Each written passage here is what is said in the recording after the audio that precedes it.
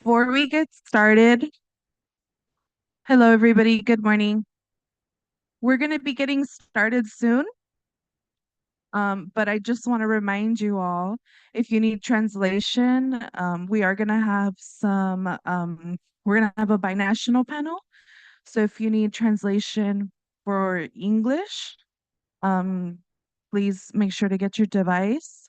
As you can see, we do have a smaller crowd today, so we wanted to ask everybody a favor. And if you can all help us by gathering, there is some empty tables right up here in the front, just so that we can all come closer together, because we are going to have some very centered conversations today, but we'll be getting started shortly. So please grab a cup of coffee. We're going to have a shorter day today. But yeah, I'll give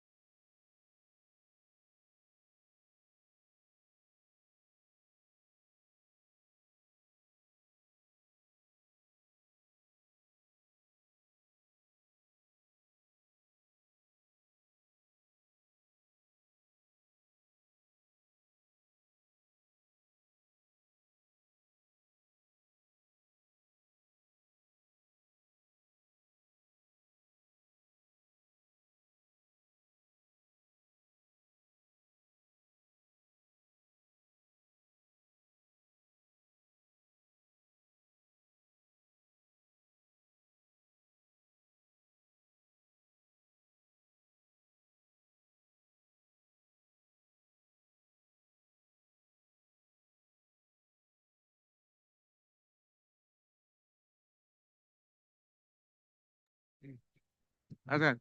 Uh, I'd like to welcome everybody to join us in the main part of the room. We're gonna get started right now. Before I pass it to Arcela and Isame, I want to thank everybody for being here again the second day. We know that taking time out of your week to join us is a choice that you make, and we love that everybody that's coming back and that was here yesterday is learning a lot. Um, I do want to just do a little bit of framing for today, and then I'll hand it off. So today we're gonna have a short day because we want you guys to be able to still enjoy and network after the event. So we're not telling you to leave right as it ends, but you're welcome to take pictures, talk with each other, keep these connections thriving. And today's event is going to be a little different than yesterday. We only have two panel sessions today because we wanted to make the space open. We have an EJ Elders panel that we really are excited to be able to host. And afterwards, we will have a binational presentation from some of our partners on the Mexican side of the border, some of the work that's going to be carrying out over the next couple of years, which is very interesting in helping a lot of these communities that might not have utilities, that might not have infrastructure, and how we can address those gaps. And then we're going to do something slightly different than what we do every year. We're going to be having an open session at the end of the day on Lithium Valley because for the last day and a half, we've been talking a lot about the pieces that make up the current situation here in Imperial, and we want to be able to talk with you guys, have any last questions, and even, do a little bit of practice. I know that a lot of people aren't used to public speaking, so we want to make sure that everybody that stays engaged has that confidence, when these public events come up or when you have workshops or public comment periods to be able to use your voice. So we want to be able to do that practice with you guys today. But with that, I'll hand it off to Arcela, our MC.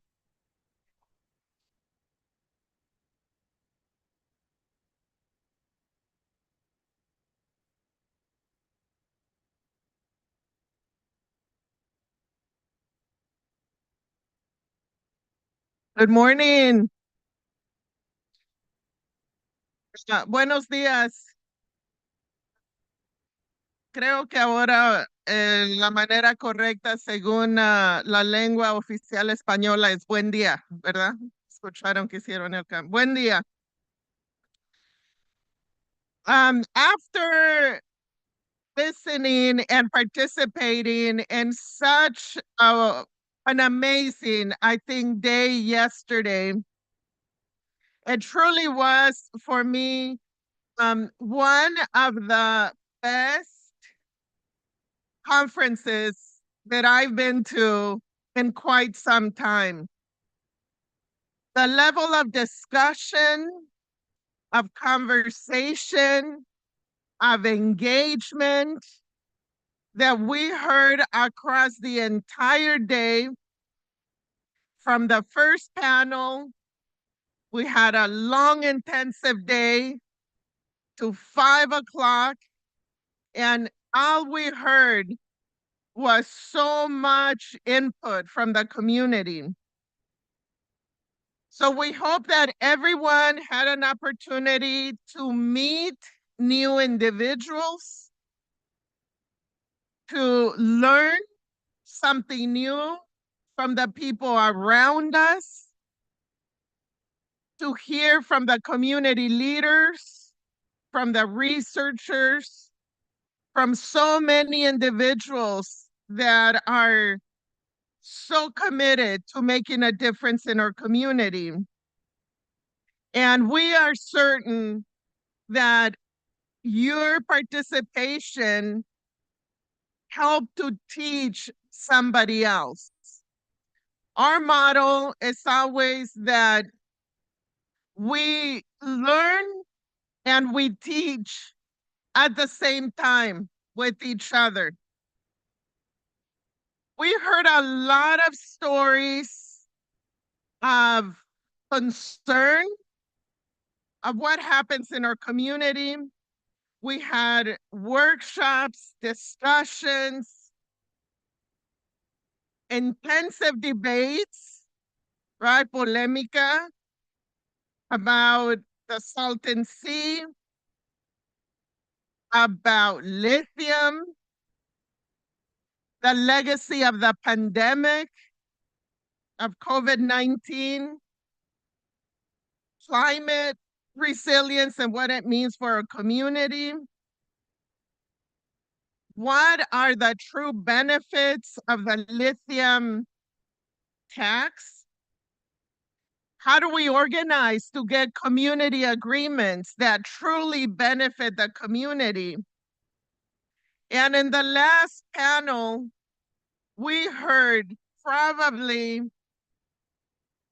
such a unique perspective from the farm worker community, from farm workers that are sharing their story of impact about water and how precious water is and how it's impacting the lives of individuals right now and what it means for jobs in the future, especially for the campesinos. We heard that Imperial County continues to experience a lot of inequity. And I think some of the stories that were shared maybe made some individuals uncomfortable because people were sharing truth and speaking truth to power. And that's never comfortable. But it's so important that this summit continue to do that, to really provide the space for our community to come together, for community to speak up, to continue to share your stories. And what we have in store for today is a continuation of that particular opportunity. Es un tesoro. It really is a treasure to be able to hear from young people, from our elders, and how we work together. So with that, we invite you to have another incredibly educational and engaging day. We welcome you to a new day, and we are so thankful that every person is here today. You're here for a reason. Let's continue to do what we're supposed to do. With that, we'll open up our next panel, and I'm really excited and look forward to hearing from the elders that have been fighting for justice. And to get that started, we'll call Isamay back up to the stage. Bienvenidas y bienvenidos.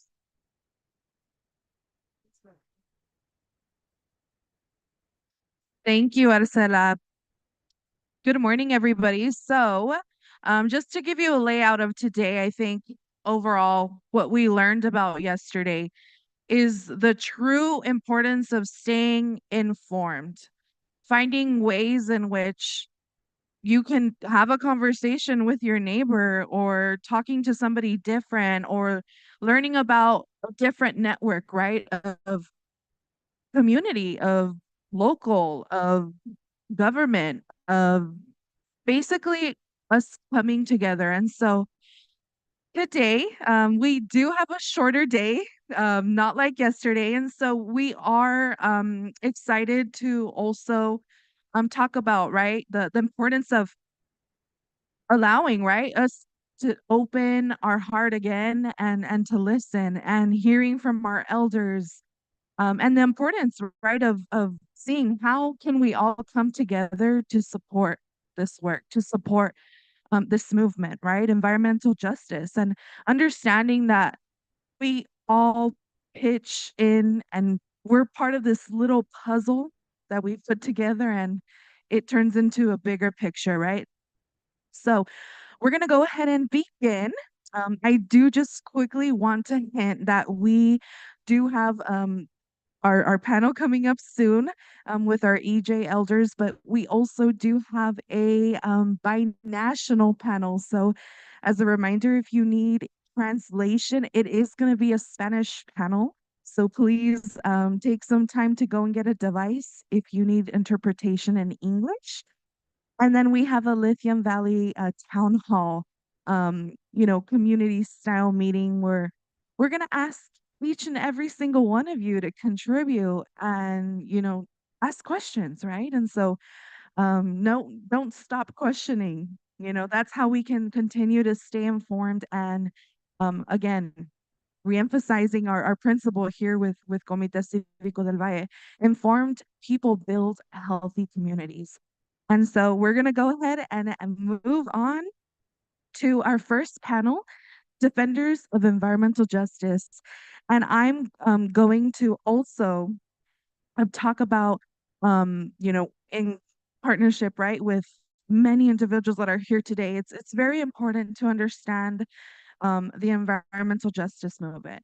And for many of us, it's important to also recognize that there are many strides across the world, but there's a lot of local victories as well, and they're rarely celebrated. And the reality is that sometimes there's a lot of moving pieces that sometimes we don't realize is currently happening, or battles that have been going on for years. And so we're really, again, we're asking every single one of you to listen, to open your heart, and to really hear from our elders and the importance of the environmental justice movement here in our region, and listening, right, to what every single individual is going to say up here very shortly, and talking about how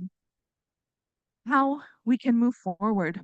What's next? This is a movement that is happening. It's continuing to build, right, with many dedicated individuals like yourself today. So we're gonna go ahead and move on to our moderator, Lorna.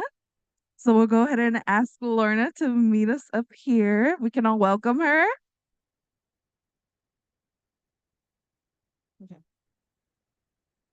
Lorna Avila was born and raised here in the Imperial Valley.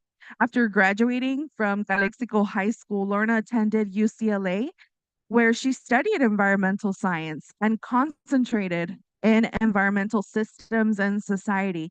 During her college career, Lorna founded an environmental justice organization called Roots, where the goal is to empower individuals to have conversations and environmental issues harming underserved communities. After graduating from UCLA in 2022, she started working as an environmental justice planner in South Los Angeles, where she implemented environmental projects to ensure climate resiliency. Lorna is currently working as a policy advocate at Comité Cívico del Valle, where she works on advancing policy to ensure healthy, fulfilling lives for community members of the Imperial Valley.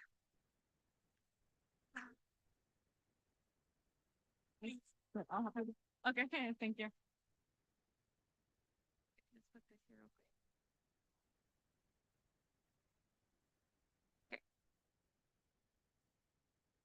Well, hi everybody. How's everybody doing? Good, excited for this panel. Well, first and foremost, I want to say thank you everyone for being here, especially our elders today.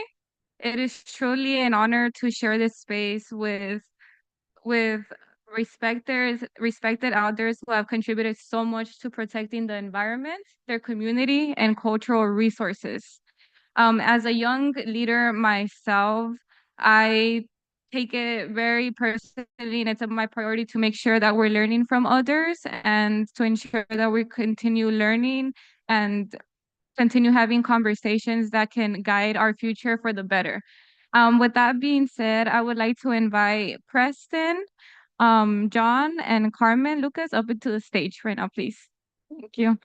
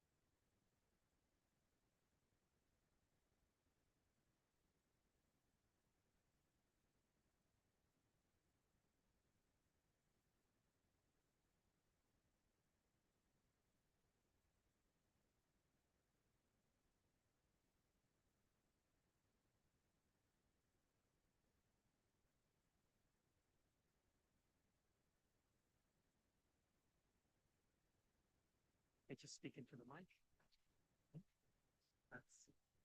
That's good. That's on, and just speak into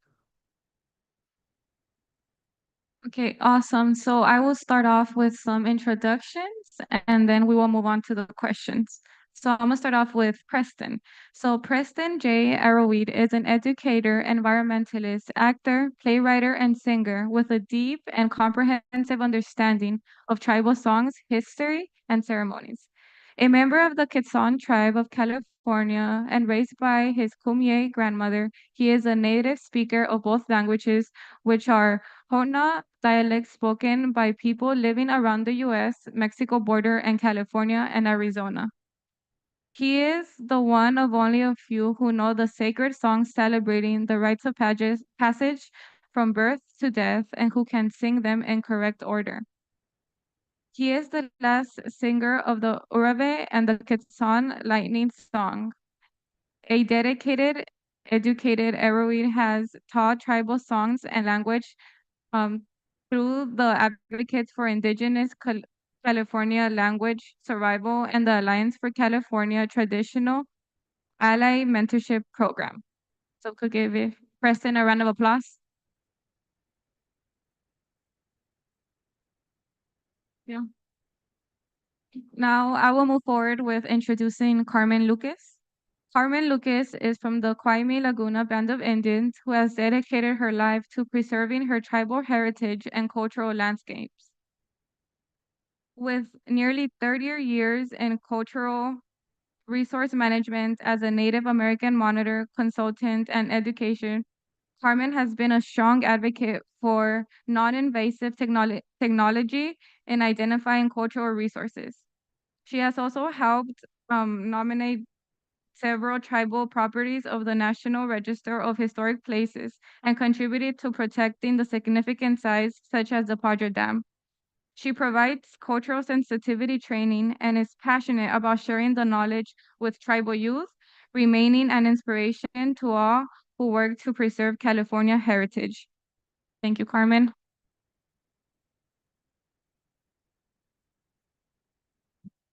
And last but not least, I know we learned about John yesterday, but I want to share his background again. So John Hernandez worked for the state of California for 34 years and is now retired. In addition to his state employment, he has served as a trustee and school board president at Central Union High School District. He is a graduate from Imperial Valley College and Santiago State Imperial Valley campus. John also served as a United States Marine Corps veteran from 1969 through 1972, earning an honorable discharge as Sergeant E5. John has been deeply involved in health and human services, exemplified by his president at Our Roots Multicultural Center and vice presidency at Broadly Get Together Senior Citizens Club. John was also a past member of the California School Boards Association, California Latino School Board Association, Mexican American Political Association, California State Employees Association, and California Chicano Advocates for Equality. He also has experience as a former senior assembly member for California senior legislator. John is a former member of the United States section of the Colorado River International Boundary and Water Commission Citizens Forum and Imperial Irrigation District's Energy Consumers Advisory Committee. He was also previously involved as a member of the Community Stakeholder Advisory Group for PCORI, Imperial County Asthma Sur Project.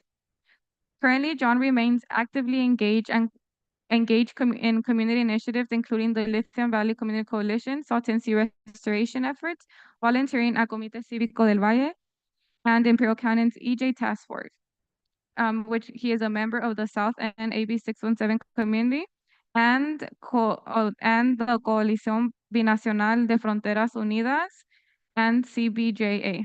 Thank you, John.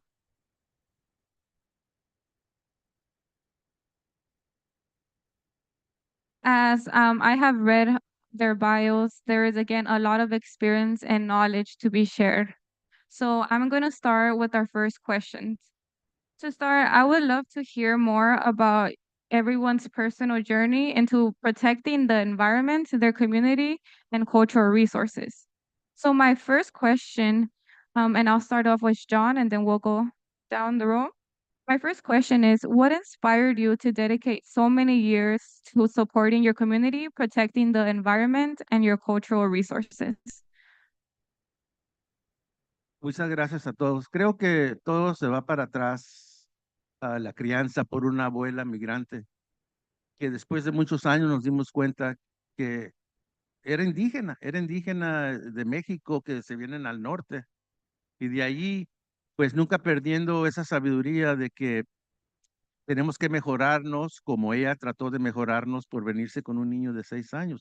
So what inspired me was my grandmother who did exactly what's going on today. A single mother coming during the Mexican Revolution with a 6-year-old son, single mom, trying to make it better for her children. And now we are 6 generations into this country, and then understanding later in life, because all they taught us growing up in segregated schools was that Columbus discovered America in 1492, and you come to figure out that that's a big lie, and that we need to respect the history of people that have been in this region for hundreds of thousands, if not millions of years, and that the Americas is much bigger than what we were taught. And then they draft us to go fight wars in foreign lands, and they instill in us the sense of assimilation, where we kind of lose our cultural identity for a long time. So to me, this kept me going, and this day, in my young 75 years, I'm learning to stay healthy. I'm learning to stay engaged, and I'm still learning from people that have more to offer in this region than I have in just my perspective of 100 years. When my parents came in, that knowing that there's hundreds of thousands of years that people have been here in the surrounding areas before the borders. So I respect the Kumeyays on both sides of the borders, and the different tribes all the way to the peninsula in Baja California Sur, and across the world as I'm exposed to. So basically that's what inspired me. Era la abuela que con mucho amor y con mucha dedicación me apoyó para que mejorara mi vida y ayudar a los demás. Thank you so much, John. And I will say we have definitely seen the impact from the work you have done. So thank you. Carmen, would you like to answer the question? Could repeat it as well. Okay, now is it on? Okay. I'm sorry, would you repeat that Yes. question? Definitely. What inspired you to dedicate so many years to protecting the environment, your community, and your cultural resources? That's a loaded question, and I'm not comfortable sitting here, so I'm going to stand up if that's all right. Definitely. I like to stand up when I talk to a crowd. I do that out of respect for you. Number one, the question, what inspired me to do the work that I do? I don't know that I was inspired. Let me just say that I'm a retired Marine. I retired in 1974. So that tells you I don't have much of an income. But I returned to my ancestral home, which is the old Laguna Indian Reservation in Mount Laguna, California.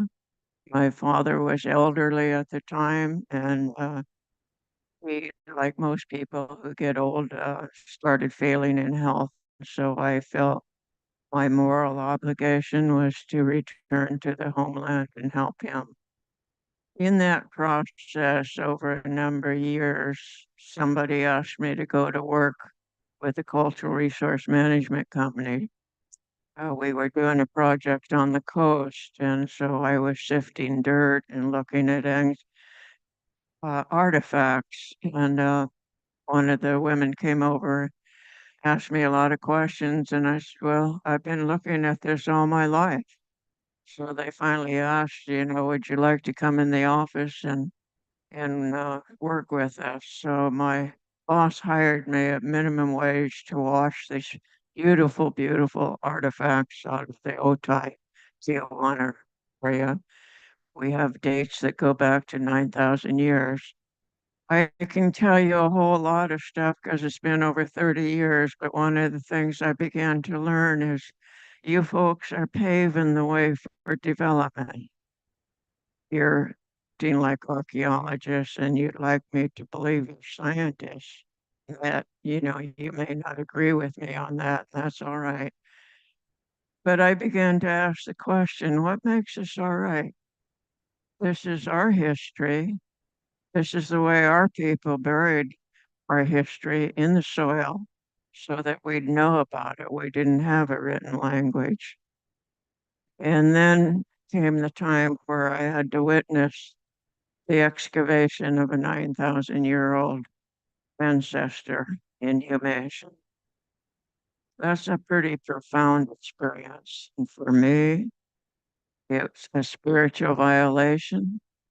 And I would ask, why is that all right for the dominant society to tell the Native Americans, especially California Indians, who never ceded the state of California to the government or anybody else, that it's all right to dig up our human remains for development? It's morally wrong. So I'm outspoken, I guess. I blame that on my mother, who is part German. But my dad was Indian and he was pretty stubborn too. So I come with a lot of stubbornness and I continued to work with that. So over the years, if I've had any success at all in the saving any of our sacred sites or putting them on the National Register, it's been through the help of my attorney, which I always like to acknowledge. Courtney Coyle has been my right-hand helper for, say, almost 25 years or more. So I don't know if that's inspiration or not as much as it is destiny. You just follow your daily motivation, even though you may be the only one who has a certain philosophy, but you believe in it, you must speak out. This is still a free country. And I think when we can learn to talk to each other in a civil tone and touch somebody's conscience, perhaps we can change things. I don't know that that's true or not, but I am old enough to believe that's possible. So that's kind of where I got my so-called inspiration, if you want to call it that. I just followed my path, and I owe that primarily to my ancestors, to my mother and father for the work that they've done over the years. And I'm happy to answer questions, but I want Preston to speak now. Thank you. Thank you, Carmen.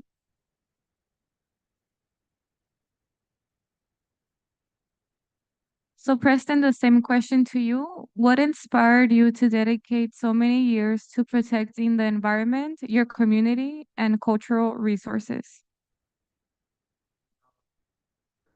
I think it might be off.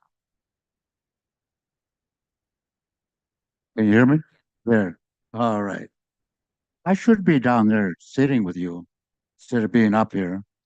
I'm not used to that. Of course, I've been up here, but I wish I could sit with you. I wish I could sit there and talk to you face to face instead of sitting up here. There's no way you can deal and bargain with danger.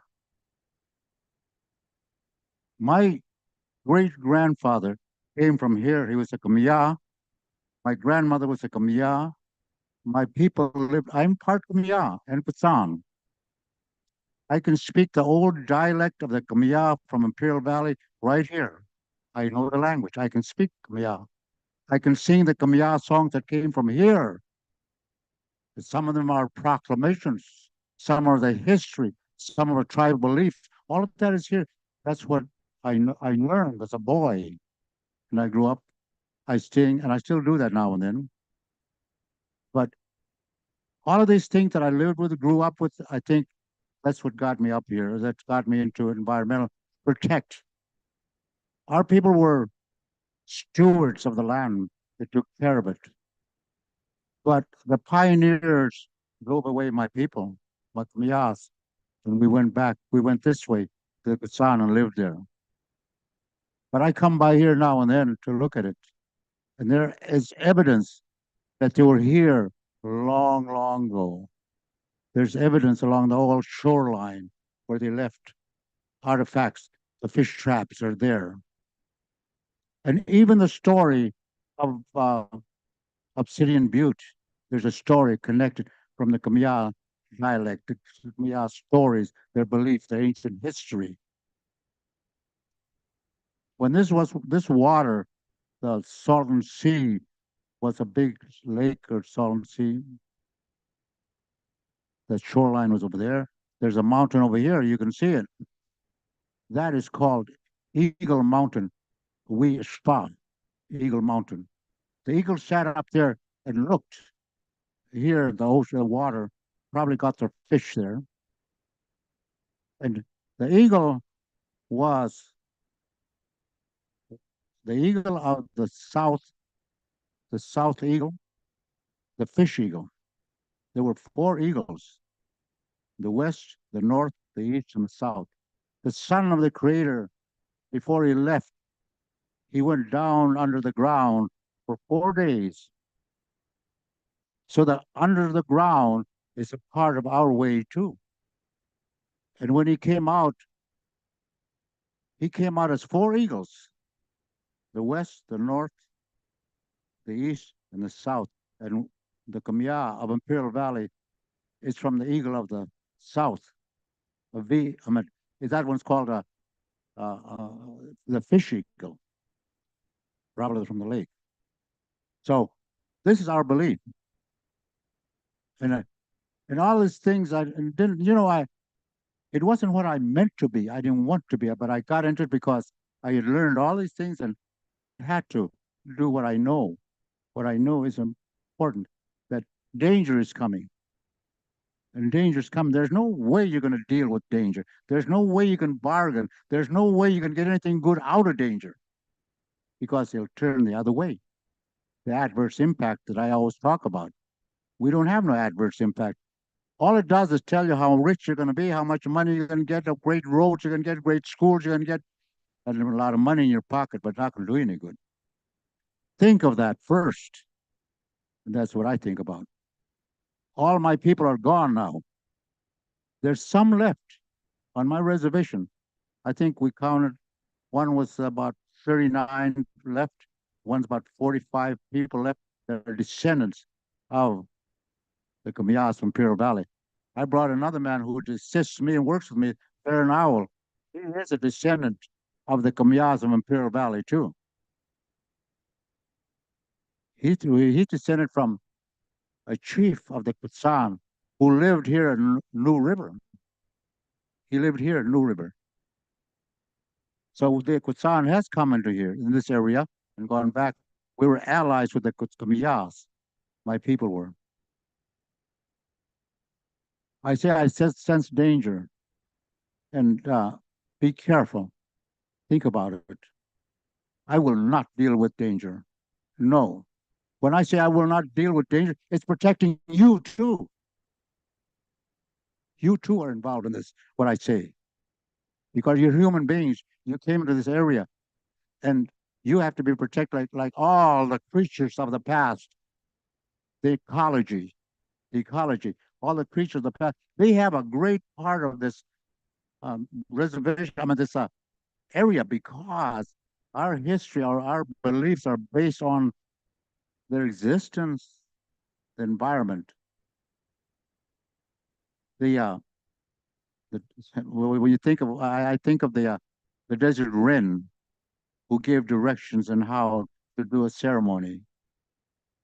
The lizard. I say, you step on a lizard and you think that's okay, that's just a lizard. But that lizard had a lot to do with our beliefs. He was the one that lit the four corners of the fire when they cremated in the ceremony. He was the one that did that. The sheep that are in here in this desert, they, the morning star, when it came out, the sheep was there, the ram. And so our song talks about the sheep and the morning star. That's in the Kamiyah song. And I see that and I say, boy, it's all put together what we believed. I tried right now, I teach the kids how to sing and try to tell them what each word means because nobody knows how to speak Kamiyah anymore. There's a lot of singers today that sing phonetically. They don't know what they're saying. I know how to speak Kamiyah and Kutsan. I know the lightning song that tells about our journey from our spirit mountain through this area. There's a long story in that one. I know the story of how we came to be in this area. I knew I think of that and I say, I guess I have to be out there. So I'm out here. And when I've faced danger to stop that danger, I faced it face on. I faced it. I stopped it. And right now, because all the creatures, we should protect them, the ecology, you are now a part of that ecology now. If I speak of danger to save the place, I'm also speaking of you, like I said, but you are a part of this. I'm not thinking of just the Kamiyas and Kutsan. We're all human beings. So when I talk for you too. I bring you into what I know, what I believe, what we should do. I think each one of us has an obligation. You should, you should do something about this thing. And remember, you cannot deal, bargain with danger. I know it's very tempting. And the songs of proclamation over here says that he's coming, the creator is coming. And the creator is another thing. There's only one creator. We just have different ways of approaching that creator. You call him God, we call him Komat, Kokomat. He's the same one. It's just that we have different ways of approaching. I don't think he created all this land and all the world to destroy it. He built it, he gave it so that we can take care of it. And so I feel that same way. I believe that since we're all human beings and we're created, that we should take care of each other. We're no different from each other. I believe that, when I look at all the things out here, and I say, boy, there's really something, And the songs that I talked about, also there's the songs of proclamation that were sung thousands of years ago. And we heard those songs when we sang and danced. There's a song that says he's coming. Yugo and Yamatas with you. It is, he's coming down the land. Matpushia, he names the land. Matputsawa, he made the land. He's coming through here.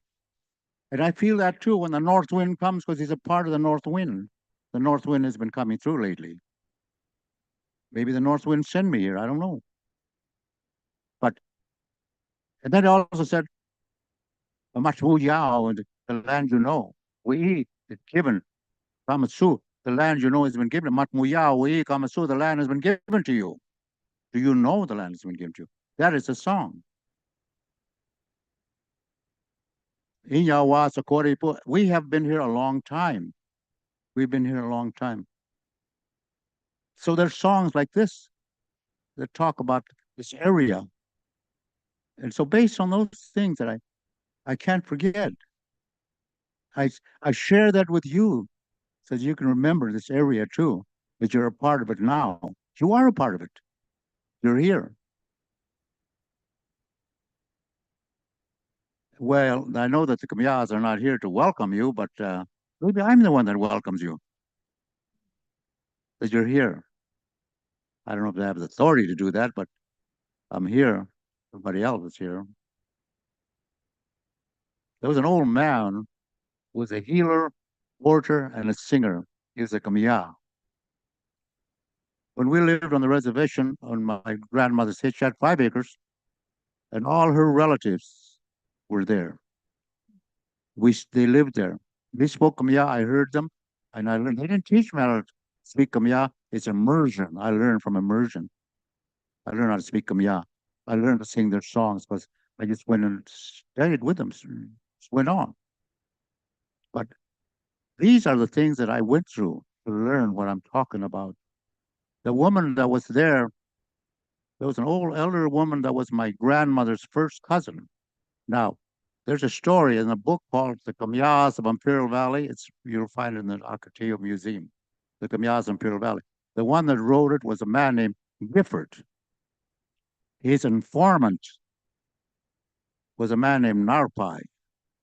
Narpai's daughter, his wife, Narpai's wife, his name was Rosa. And Rosa was my grandmother's first cousin. And they're from here. When Rosa had a baby and my grandmother had a baby, they were first cousins, so they became brother and sister. And that woman, his sister, became my aunt, and she raised me later on as a Kamiya because my grandmother passed away. But I was filled with that Kamiya tribal ways. I learned their songs. I learned, and I knew about the Kusan too. Today I can sing the lightning song that tells the history that has never been written. I can sing the whole song all night. I have to do that. I don't do it anymore because 50 years of singing has kind of done something to my throat. But I can only say that I hope that some of the things I said you'll think about. You'll think about it. And so you will now become the stewards of the land because most of you are here now. Take care of it. Don't let them destroy it. Stop it. There's a better way somehow, some way, somehow. Look for it. There's no shortcut to happiness, really. To find true happiness, it takes a long time. There's a different way of doing that. But think about that. I never thought I'd reach 84, but I reached 84. The wild life that I lived coming up here. But I reached 84, and I said, I'm an elder. I thought I was a young man all the time. But when my legs started giving out on me and other things started happening, I guess I am an old man now, but I don't want to admit it. But some of the things that I talk, I put a lot of humor in my whatever I say because the Kamiyas were very humorous too. When they spoke seriously, but they were humorous. There was humor to life. And I'm like that too. No matter how serious I get, I end up joking a little bit and he put some humor in it. I always do that. That's where I grew up. That's a sign of a true Kamiya. But I'm glad I was invited here to speak. It's an honor for me to come here and represent the Kamiyas of Imperial Valley of long ago. You can ask me as much as you want about the Kamiyas of Imperial Valley songs. We even have a group, Farron Wowell and I, who teach Kamiya songs. And I try to break down every word so they'll understand what they're saying. And Farron is here now. And I don't know, maybe Farron, could you come up and say a few words about what we do? Farron Wowell. I have to bring everybody. He's a descendant of Chief Pasquale. He's a relative of him.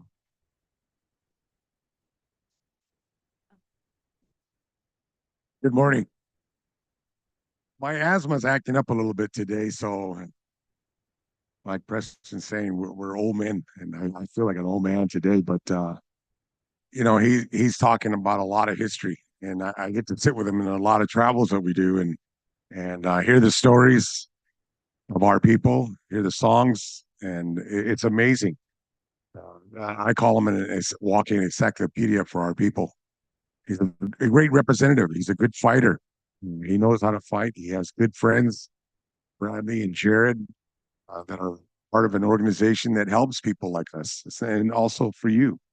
But I think the most important part is for people like me is that what he calls a book, we follow. And that's my job, to follow and try to learn as much as I can out of him.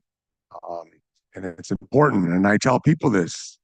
And I think the other thing that, Preston's going to get to is why we're here today, and maybe to share a story with you. And the story that we have back in maybe 2 years ago, we were notified that there was a gold mine 40 miles from here that was going to go up. And we went and looked at the place, and we took a nice 4-wheel drive buggy in the mountains, and we found the big crater where they had dug about, I think, 20 years ago. But the company wanted to come back and redo more of the tailings and dig for more gold. But we were against it because we knew what impact it would have in our environment. We knew it on the water and for all the little animals that are out there. And just following his lead of what he can do and how he can get people involved, it's amazing.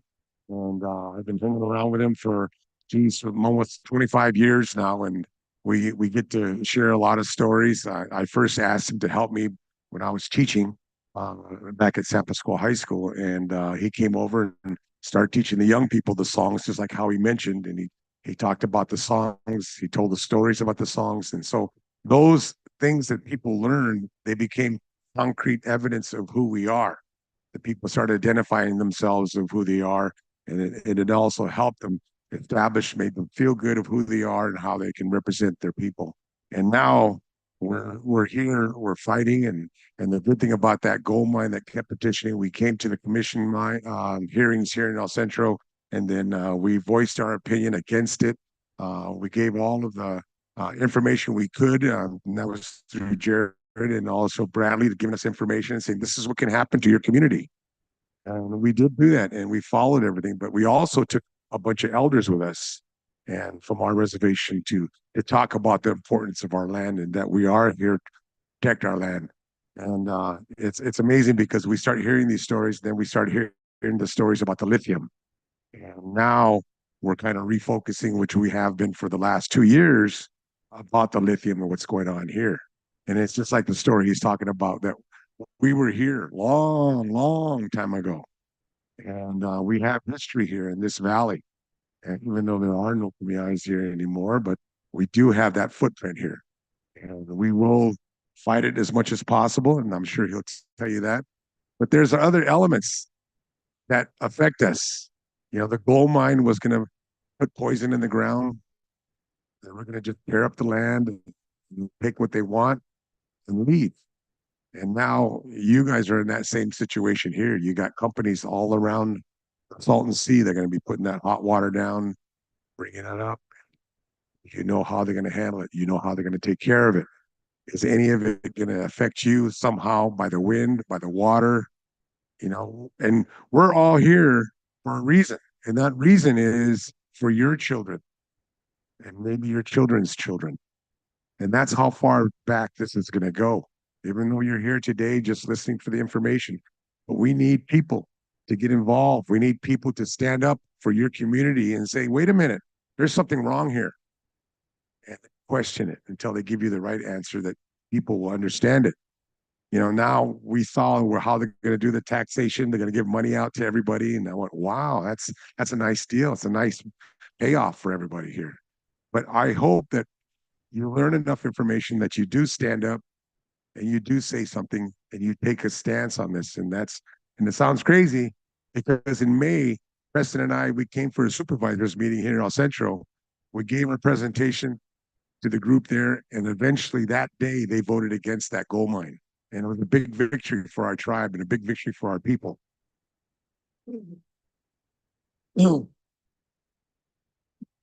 So don't give up. keep fighting no matter what, because it's important. Like I said, it's for your children, and I'll go even further, for the unborn children of your families. And that's how important this land is. Every piece of that. Last weekend I was with Bradley. We were in Utah, and we were fighting a uranium mill where companies send their used uranium to that mill, which was 3 miles from everybody's home. And that impact of the wind changing that day, of the wind, the water, there's a lot of sick people there now. And that little small community, which is the size of Nyland, it's a small community, but a lot of children are sick. A lot of the animals are sick from that uranium. And it was really nice to go up there because there's a lot of people against it. The federal government's going to keep going until something happens more. But it's the same question and the same answer. Get involved. And that's my message for you today. Thank you.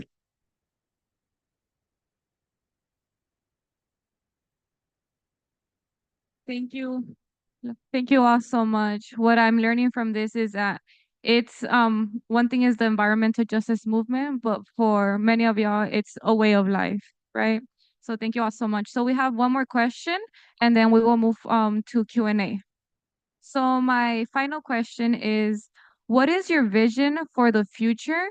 And what advice would you tell the youth related to protecting, again, the environment, the community, and the cultural resources? So John, who would like to start with you? Like Carmen said, that's a loaded question. I know. We want to make it better. Like you say, 7 generations. We know those of us that are relatively new to this region have already been around for 100 years or so, and it's not very much in perspective, but we want to continue to make it better. We want to continue to educate our communities by people that really got the facts, really got the information. That's why I got involved in education, because I saw that only 8% of the student population was being prepared for higher education. How could that be? And I don't know if we're doing any better across the board today. So, we got to educate the educators to go back and unlearn what they learned, and so they can get it right. So I want to see where our communities are really educated to what's going on around them, where they're engaged, where they participate, and there's a sense of community, that they make it better, that they learn just basic things of cleaning up the land around them, protecting the land around them. It's terrible what we're seeing in our neighborhoods as far as, trash. Yes, we have the North American Free Trade Agreement with Canada, US, and Mexico, and they're supposed to put hundreds of millions of dollars to help with all this contamination going on, but all this industry, but they're not doing it. So I want to make sure that people that are coming back to our communities, like Lorna, like the Equity and Justice, like these other generations that are coming up, but continue to become educated and get it. So that's what I would want to see before I die, that there's some sustainability for future education and for future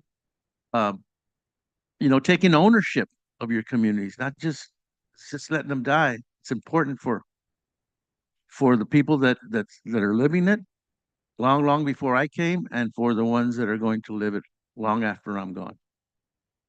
Thank you, John. Awesome. So the same question for you, Carmen. What is your vision for the future, and what advice would you give to the youth in regards to protecting the environment, their communities, and cultural resources? That's another huge question. It's interesting. I love the desert. I've always loved the desert. In the work that I do, years ago, I gave testimony to your city fathers down here when they started developing and bringing in the green energy. Please look at this desert. Understand that when an archaeologist tells you we're doing an intensive pedestrian survey, their definition of that is very different from mine. they're usually 9, 10 feet apart from each other, maybe further. When I like to survey, I understand there's cremated human remains sprinkled throughout that desert. So you must have a tight grid and you must have people who are dedicated to truly understanding we have a moral obligation to protect those ancestors. So in the future, I would hope that the community of El Centro, Calexico, Coachella Valley, all of you would really look and search the depth of your soul and ask, why do you live in this desert? What brought you here? Were you born here? Did you come here? And this, I know your city fathers won't like what I have to say, but I'm going to say it anyway. Remember, I'm a retired Marine. I'm a citizen. I still believe in the freedom of speech. I don't believe that El Centro is economically deprived. I do my banking here. I shop at your Costco. I shop at Vaughn's. I drive through your neighborhoods. I will say the little communities around the Salton Sea, the Heber, are economically deprived. So when I participate in these projects, particularly now with the Salton Sea, for me, that's the most important project that I've worked on in my entire life. Because our medicine people, like Preston, our older people, have told me the earth is alive. So when I go to areas like that and I see the earth actually breathing and I see its heartbeat, I'm wondering, why can't we find a balance? I've talked to your agencies up and down the state, and my feeling is I understand everybody has to put bread and butter on the table. We put peanut butter in sandwiches and send kids to school. I understand that. But at what cost? If you're going to continue to allow these projects in this wonderful desert, the ugliness of these acres and acres of solar panels, I used to think that was a good way to go. But there's not one blade of grass that grows under there. So I wonder what's happened to the little animals that live in that environment? Those wonderful lizards that come up to you and talk to you. This is their home as well.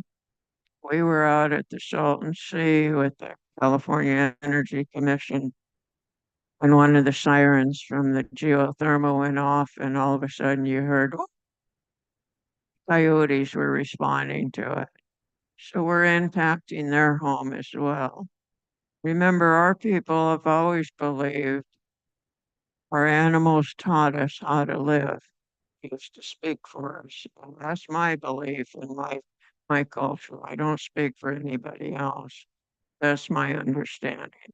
So again, I say that because you have to understand we're not just here by ourselves. We are here with the other people who live and breathe, and those are the animals and the plants and the things that sustain the show. I have always looked at this beautiful desert as a magical place, mystical place. It's those kinds of environments that instill and inspire creative thought. We're all part of the human spirit. And I would ask and look to the future. Can we find a balance here? We've been working to try and protect what we call the Southeast Active Volcanic Culture Corridor. Runs in the Salton Sea close to the wildlife protection, the birds that come in all over the world fly in there. Why would you not? And why would not the city fathers want to get behind that and assist us with, if nothing else, for your children, for your children's children, and for those people who live closest to the Salton Sea, and allow them to have at least one little postage stamp, pristine landscape where you can teach your children, yes, indeed, the earth is alive. Thank you. Awesome. Thank you so much, Carmen. So the same question for yourself, Preston. What is your vision for the future, and what advice would you give to the youth relating to protecting the environment, communities, and cultural resources?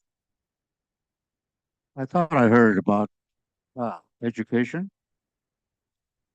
Education starts at home. You have to talk to the children. You have to inspire them to learn more. That's where it really starts. The foundation of education is at home. When you tell your kids, anyone, the youth, what you know, and ask them to go on and learn more as much as they can, that's where it starts. Because that's where I started, from home. Because when I went to school, I didn't even know how to speak English. But what I learned at home, I started with that and went on and learned to speak English and used some of that. But some of the things I learned did not match with what they were saying. So I had a little problem in school, but I went through it. Because what I remember at home, we'd all eat in the morning. That one man who was a orator, singer, and a healer in our family, he'd eat with us, and he looked at me one morning when we were sitting there eating, and he looked at me and he said in Kamiya, "So meaning don't lie."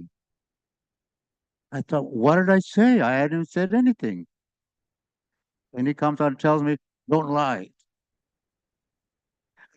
I never could understand. But when he said that to me, it stayed right here. It has always been here. My conscience. He gave me my conscience. Maybe you have to give the conscience to your children too, so they can follow, go on, you know. And I guess conscience, tell them to do better, go on and do more, you know. But it starts from home.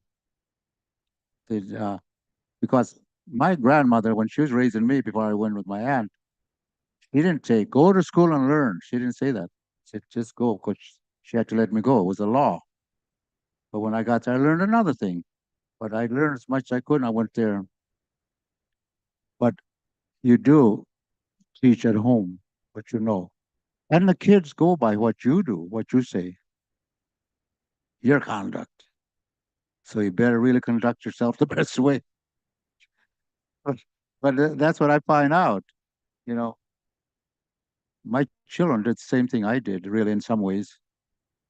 And one of my children bypassed me too and went and got a master's degree. But it's because it started at home. What I did at home, he just went a little bit further. And I think that's what you should do. Find out all the goodness of your beliefs, your tribal or religion, whatever. Find the goodness of that to inspire them to go on and follow that. You know, because we both you have your belief, your religion, I have mine and my religion, but they both come together too. They're about the same. And if you talk about that to your kids, then hopefully they'll follow the right thing. What are we saying? Teach them honesty. Hopefully honesty still comes in. And then when they said, "Don't lie" to me, it's been on my conscience ever since. I feel really guilty if I tell a little lie now and then, but that's what I learned. Don't lie. Now, it's so simple. If you did that to a child today, you'd probably end up going seeing a psychiatrist for that, because he couldn't deal with it. but I just stayed in my mind. It's been with me ever since. And I try to teach it to my children. But you know, your culture, your tribe, your own beliefs, there's a lot of goodness in there. Look for that and tell them about it. And I think you find goodness anywhere you go. No belief believes in destroying their world. They don't. What really scares me, years ago, I was talking to a man that I knew. I think he was the president at San Diego State here in Calexico. He was then. I don't know if he was then. But I was talking about how things are ending. And he said, and I said, even the universe is falling apart. And he says, you're right. You're talking about what's called entropy, the breaking down of matter. How does matter break down? Somehow it does. And in our planet, man is doing that. Man is bringing about that entropy, what they're doing. The way we're going, we're going to set the world off balance. We're destroying so much. And things are meant to be there. They're set there for a reason. You can call it the creator, you can call him God, you can call him nature, but it's there for a reason. And we started messing around with it, getting to that technical side. I saw in the research it said, if you monkey around with geothermal, and the San Andreas fault comes in there too, you're going to cause a massive earthquake. Kind of scary, but we don't talk about that. We only talk about the goodies we can get. And so I think that that's something that we talk about. And I remember when I was a boy, they're saying, a lion, that's good. No, that's no good. Don't do it. A lion. Said a lion, it's a lie, it's bad. Don't say that or don't do that. That's what I heard all the time. A lion is bad. It can ruin you.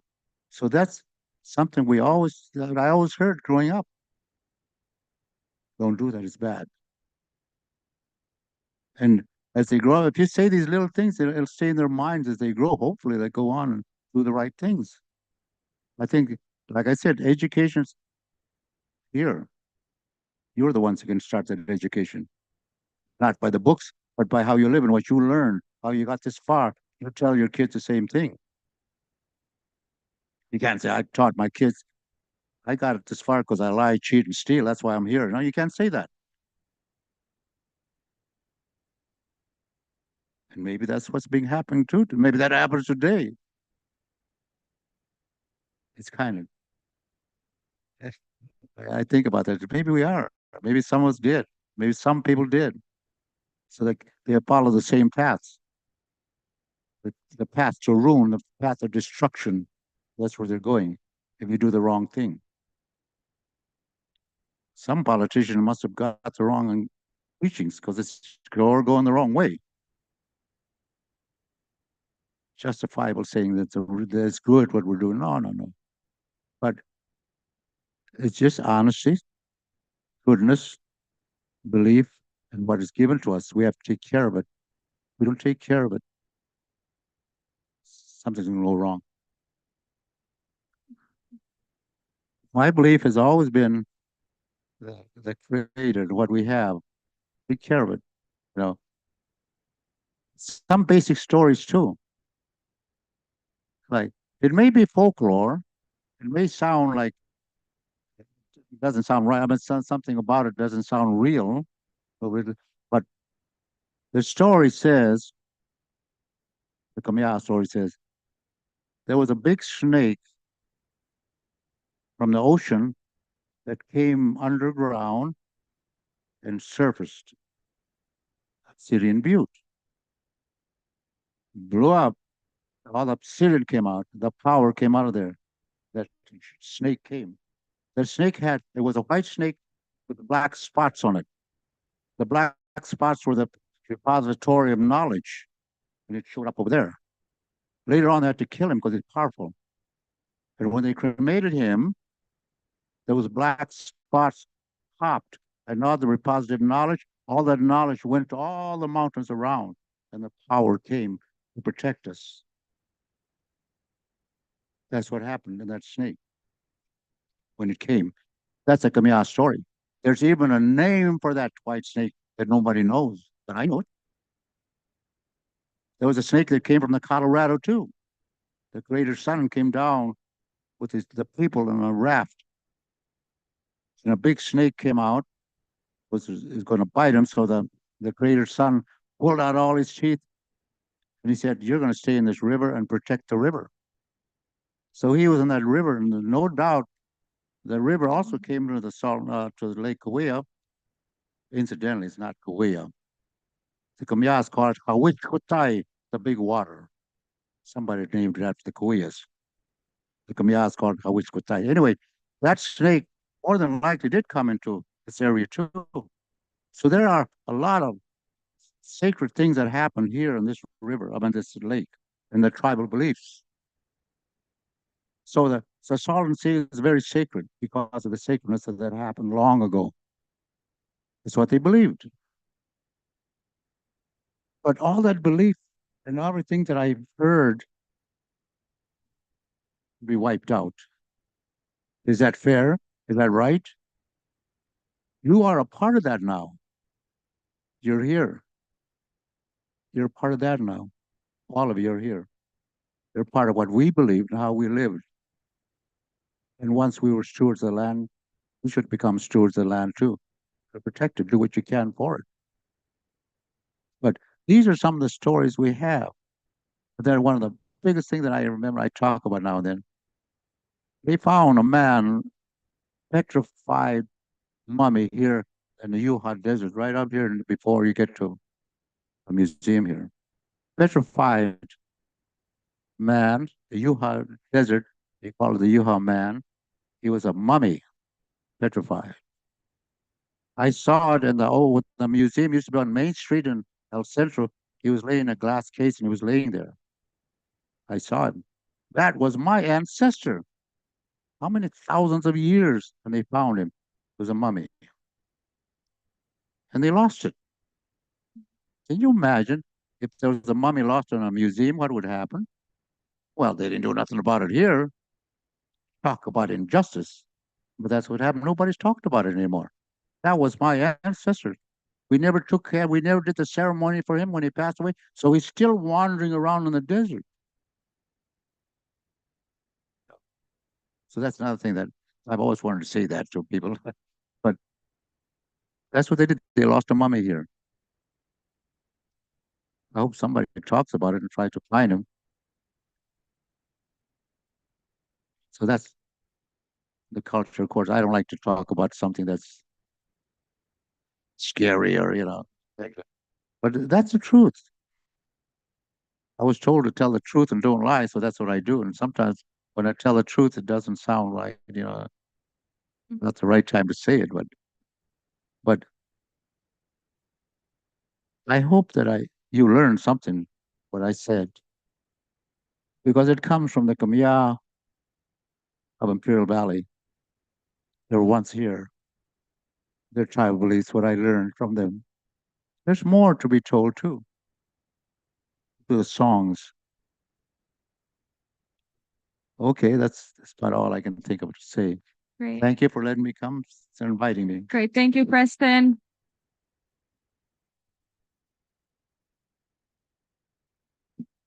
With that being said, we will not have time for Q&As, but I highly encourage for folks to reach out to the elders. They will stick around. So again, please feel free to reach out to them and ask any questions that y'all might have. So again, thank you so much, John, Carmen, and Preston for being here today.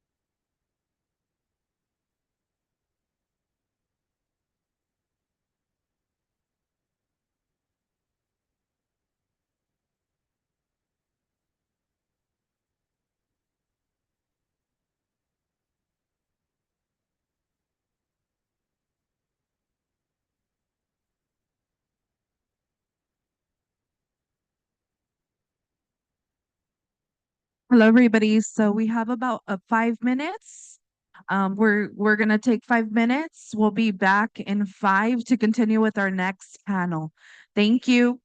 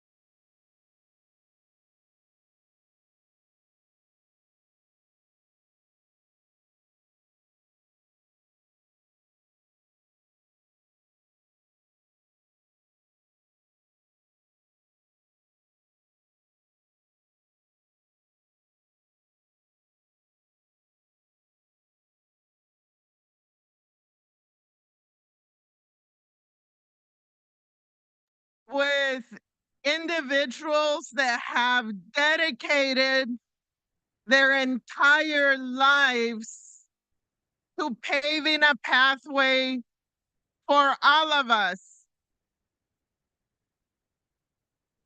Senor Preston was asking whether I thought that his message got across. And I said, yes, I spoke for all of us. Because I think what's critical here is that we bring together in this moment with this amazing group of individuals that are sharing this space today, we bring together that history of struggle, of commitment, of dedication, of love for our community, for the people, and we pass on that knowledge to the next generations that are taking the baton. And the wisdom that was shared with us and the way that it's transmitted, the love for the people, for the land, for the community is priceless. And their willingness to be here to share that with us is truly special. So we are honored to be in the presence of so many amazing individuals, but in particular, the wisdom of Doña Carmen, of Preston, and of John as that reminder of how important it is to listen to the stories and to document that history so that we can pass it on. And with that, we know that we are sharing a land that didn't used to have borders. A land that was meant for the community, where the border that we know today did not exist, where the geography, the economy, the people were all intertwined, right? There was no Mexico, there was no United States. There was just this space. So I think for this next panel, kind of bridging that into the uniqueness of this particular part of the universe, right? Imperial Valley and the space that we now share. We hope that in this next panel, as we hear from our compañeras y compañeros doing work on the Mexican side, because unfortunately we do have these borders nowadays, how we increase that cooperation, collaboration, and support so that we build one vision of our community. So my compañera Isabel will introduce our next group of committed individuals that will guide us through the next part of the presentation. But let's give one more round of applause and appreciation for our last panel. Thank you. So you want me to read it? Yes. Okay, so let me introduce us. Okay. Buenos días. Buenos días a todos. So I want to introduce our moderator for, again, every topic is very important, but as my colleague Marcela just stated, binational collaboration is very important, especially stemming from climate change, what we're experiencing, what we're feeling, the mean, even working conditions yesterday that were elevated by our farm worker community as well. And so we're going to go ahead and start by introducing our moderator, Agustin Martinez. And I know that the team is preparing a Zoom transmission that we're going to be having. And so we are going to be having a very special speaker that is going to be joining us on Zoom. But while we get that set up for you all, I want to start by introducing Agustin Martinez. He joined Comité Cívico del Valle as a volunteer canvasser for the Get Out the Vaccine campaign in 2021.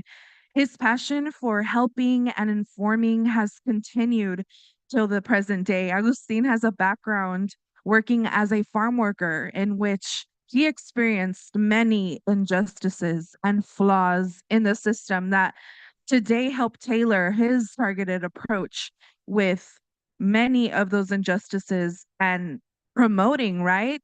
Programs, education, offering resources that stem from environmental justice, immigration rights, the importance of pesticide safety, and many, many more. Because information, right? Informed individuals build healthy communities. And so this education is a life-saving. Agustin is an advocate and practices this throughout his professional work, and it's a personal passion as well. The role he plays throughout these various campaigns help fortify his presence as a well-known community advocate and organizer. And so we can welcome Agustin Martinez.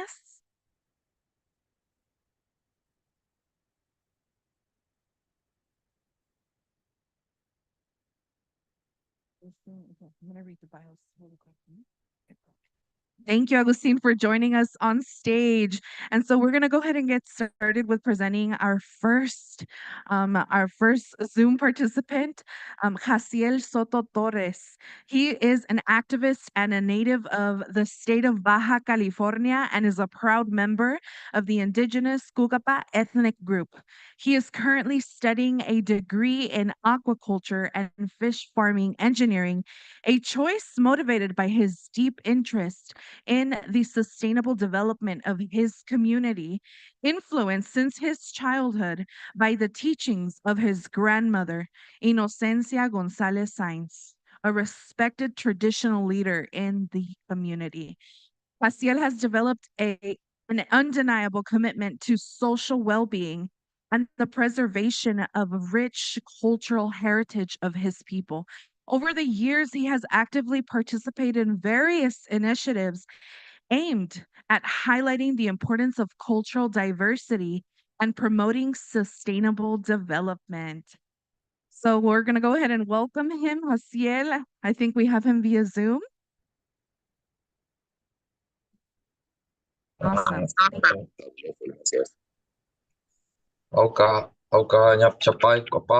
Bienvenidos, Jaciel. ¿Me escucho? Sí, bienvenidos, Jaciel. Ok, bueno, me presento primeramente en lengua. Ñap Chapay, papá, Ñap Mul, Jaciel Soto Torres, Ñupeyoa, Comunidad Indígena Cucapal Mayor, Ñica, Inocencia González Sainz. Bueno, yo me llamo Jaciel Soto Torres, soy miembro de la etnia indígena Cucapá, soy de la reserva o de la comunidad indígena Cucapal Mayor, y como menciona, pues mi abuela fue Inocencia González Sainz. Un gusto estar aquí, pudiendo un poco poner la perspectiva o las vivencias o las realidades que nosotros estamos viviendo en esta parte de lo que le llaman la frontera.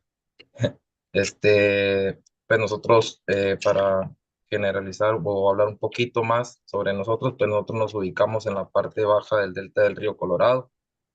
Somos la última comunidad del pueblo del grupo lingüístico yumano, lo que se le conoce así. Somos la última comunidad que está ubicada en esta parte del delta del río Colorado. Y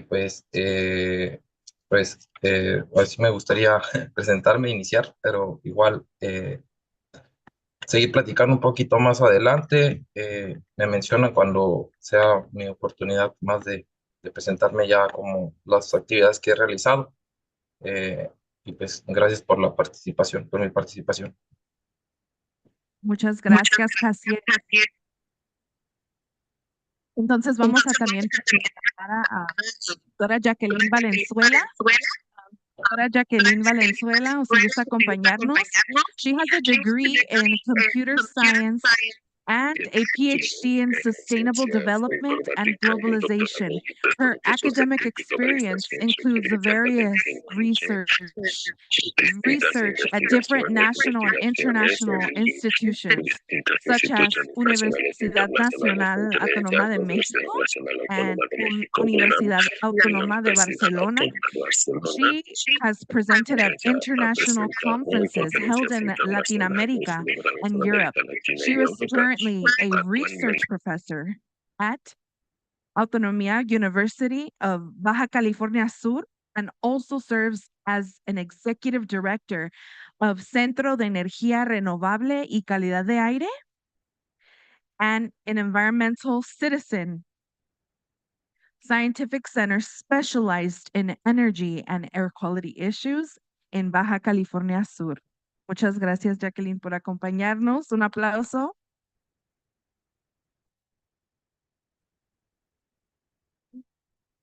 Entonces ya le paso el micrófono aquí a mi colega Agustín Martínez.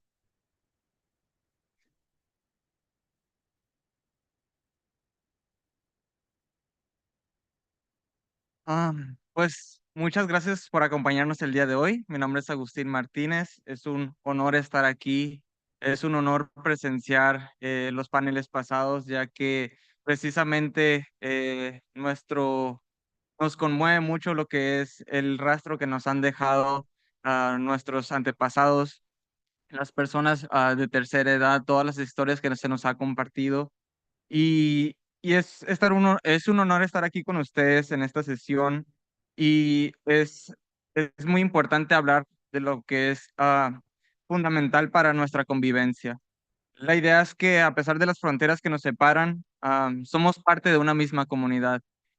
Vivimos en un mundo donde las fronteras físicas, como lo comentó Arcela, son una realidad y a menudo vemos estas líneas divisorias como barreras infranqueables, como muros que nos separan.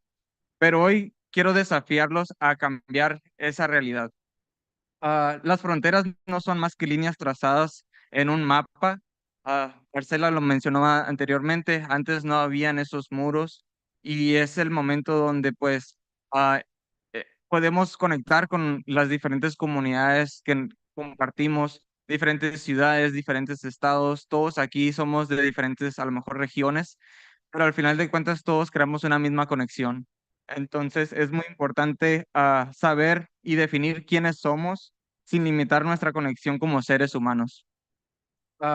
Podemos mirar alrededor, independientemente de nuestro lugar de nacimiento, de nuestra nacionalidad o de los documentos que poseemos.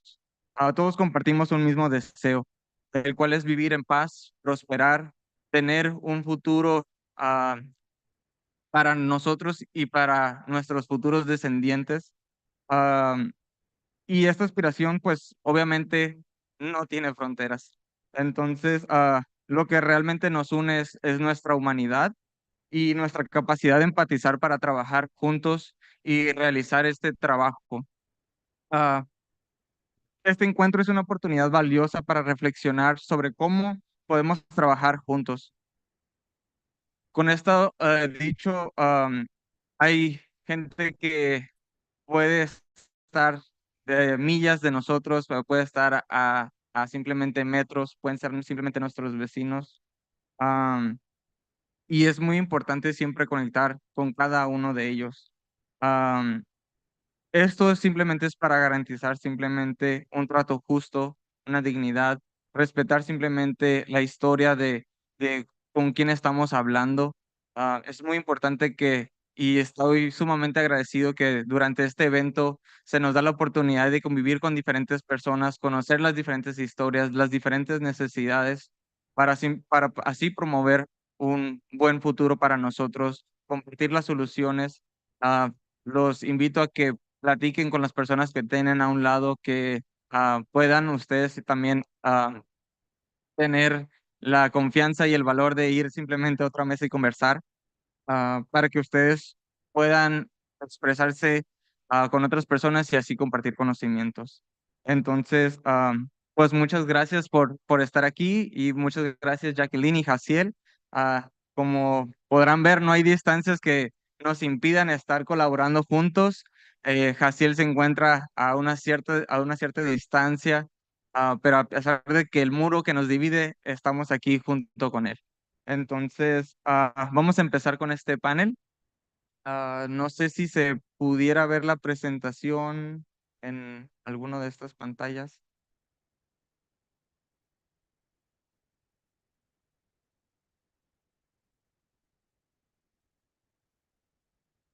Perfecto.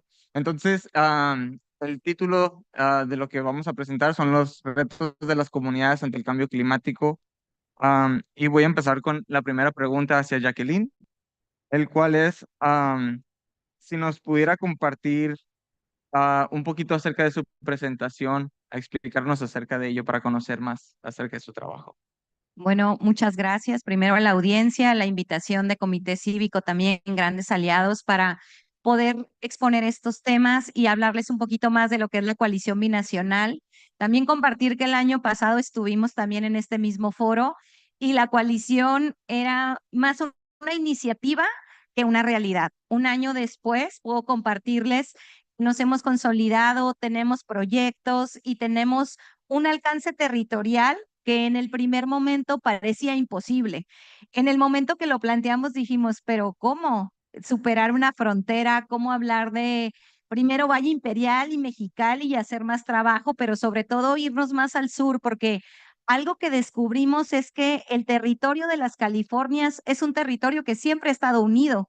A partir de ciertas divisiones políticas fue que empezaron a poner estos límites y estas divisiones, pero el territorio de las Californias siempre ha sido uno. Entonces, bajo esta reflexión es que empezamos a trabajar, también dar un reconocimiento a Jonathan Hernández, que anda por aquí también, nuestro aliado de Our Roots, Comité Cívico, cerca, y como ya conocieron ahorita también, la iniciativa de Jóvenes Cucapá, que son quienes ahorita somos fundadores de esta coalición binacional, pero el objetivo que tiene es seguir sumando a más y a más actores. Y bueno, antes de empezar voy a hacer el comercial de mi stand que está aquí al lado. Ahí tenemos unos flyers y pueden escanearlos para que puedan entrar a nuestra página web y ponerse en contacto con nosotros. Como ya lo dije, es una iniciativa abierta que pretende sumar a más organizaciones, a más iniciativas que estén interesadas en trabajar en este territorio. Entonces, bueno, hablando ya de los retos que se tienen en la comunidad, lo que nos dimos cuenta es que el reto se repite.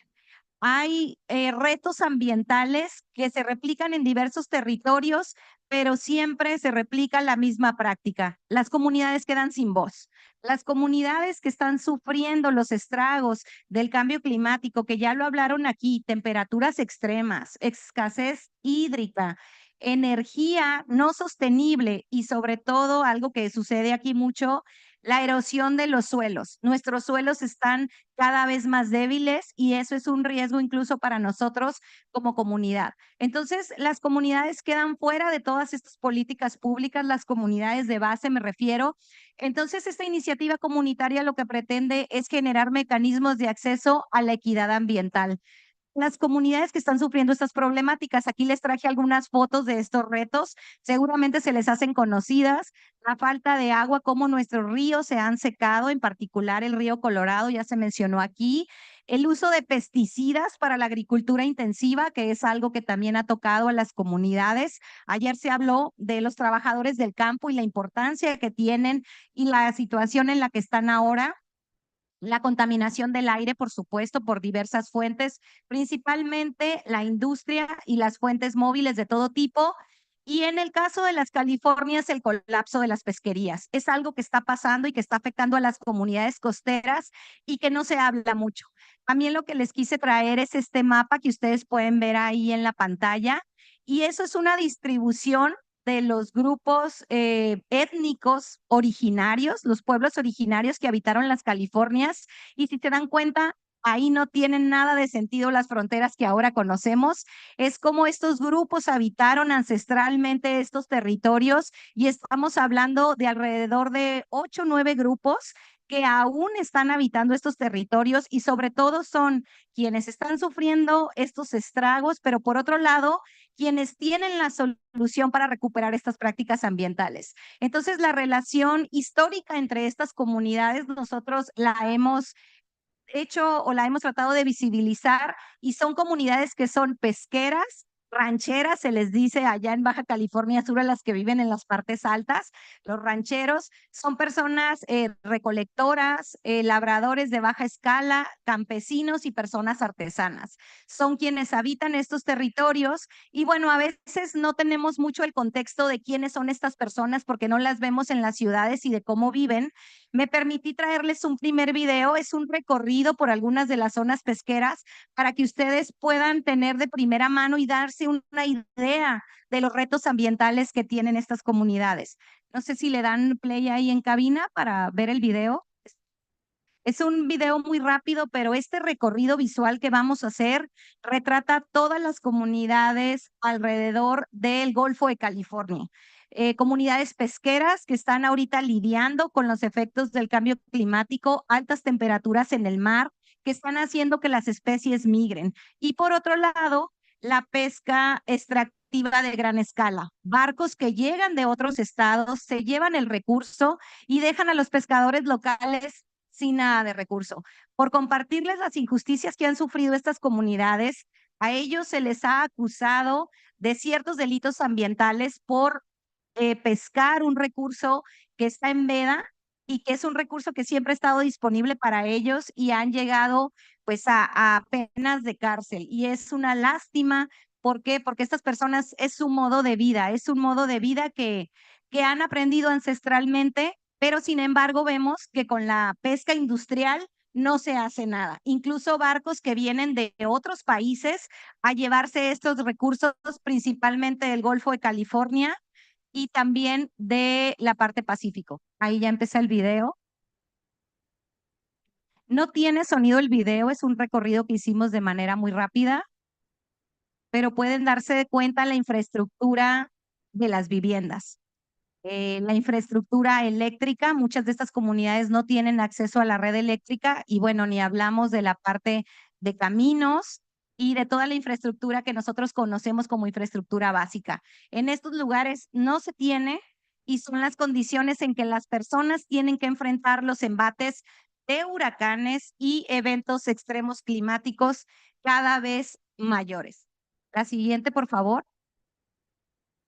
Entonces, esos son los retos que estamos enfrentando actualmente por todo el corredor de California. Como ya lo dije, la pesca, como es un recurso que está atentado, en la parte de la agricultura, como los suelos también están desgastados y por todas las Californias se repite el mismo problemática que se llama escasez hídrica. Sabemos que vivimos en una zona que está, no tenemos lluvia. De hecho, Baja California Sur tiene el municipio más seco del país, que es el municipio de La Paz. Entonces, no tenemos precipitación y esto va a aumentar con los efectos del cambio climático también por las altas temperaturas.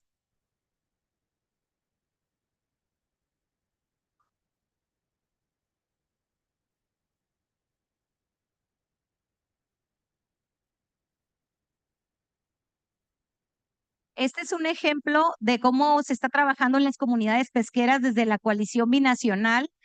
Jóvenes emprendedores están llevando los proyectos directamente a las comunidades pesqueras para desarrollar soluciones y estas soluciones puedan ser implementadas con las necesidades de la comunidad, desde las necesidades de la comunidad y con juventudes locales.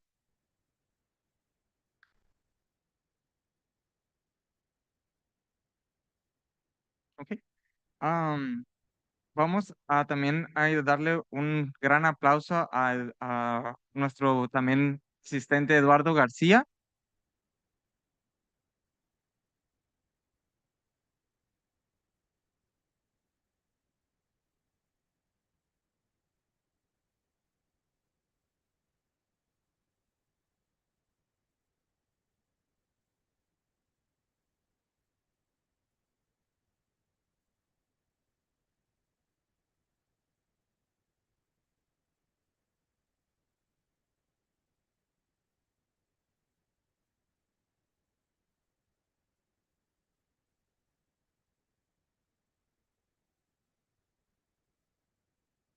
So, ¿prefiere que lo introduzca yo o gusta introducirse usted?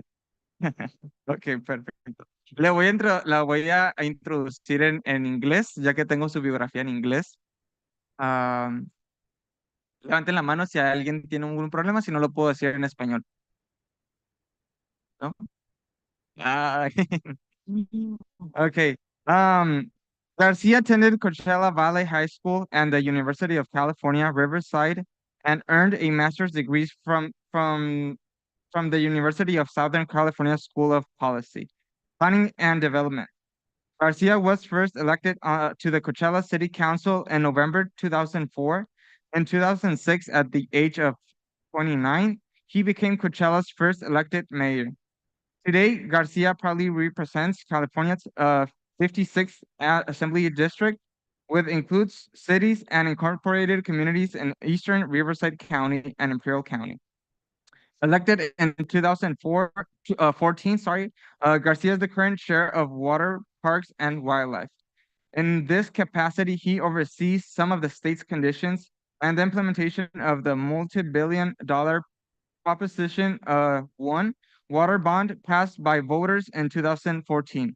Garcia also serves on the Assembly committees and appropriations, communications, and convenience, governmental organization and utilities and energy. In March of 2015, Garcia was appointed to chair the Selected Committee on Renewable Energy Development and Restoration of the Salton Sea. As chair of the Select Committee, Garcia examines the opportunities and challenges surrounding the development of renewable energy projects and the implementation of environmental restoration plans of the Salton Sea area, a top priority.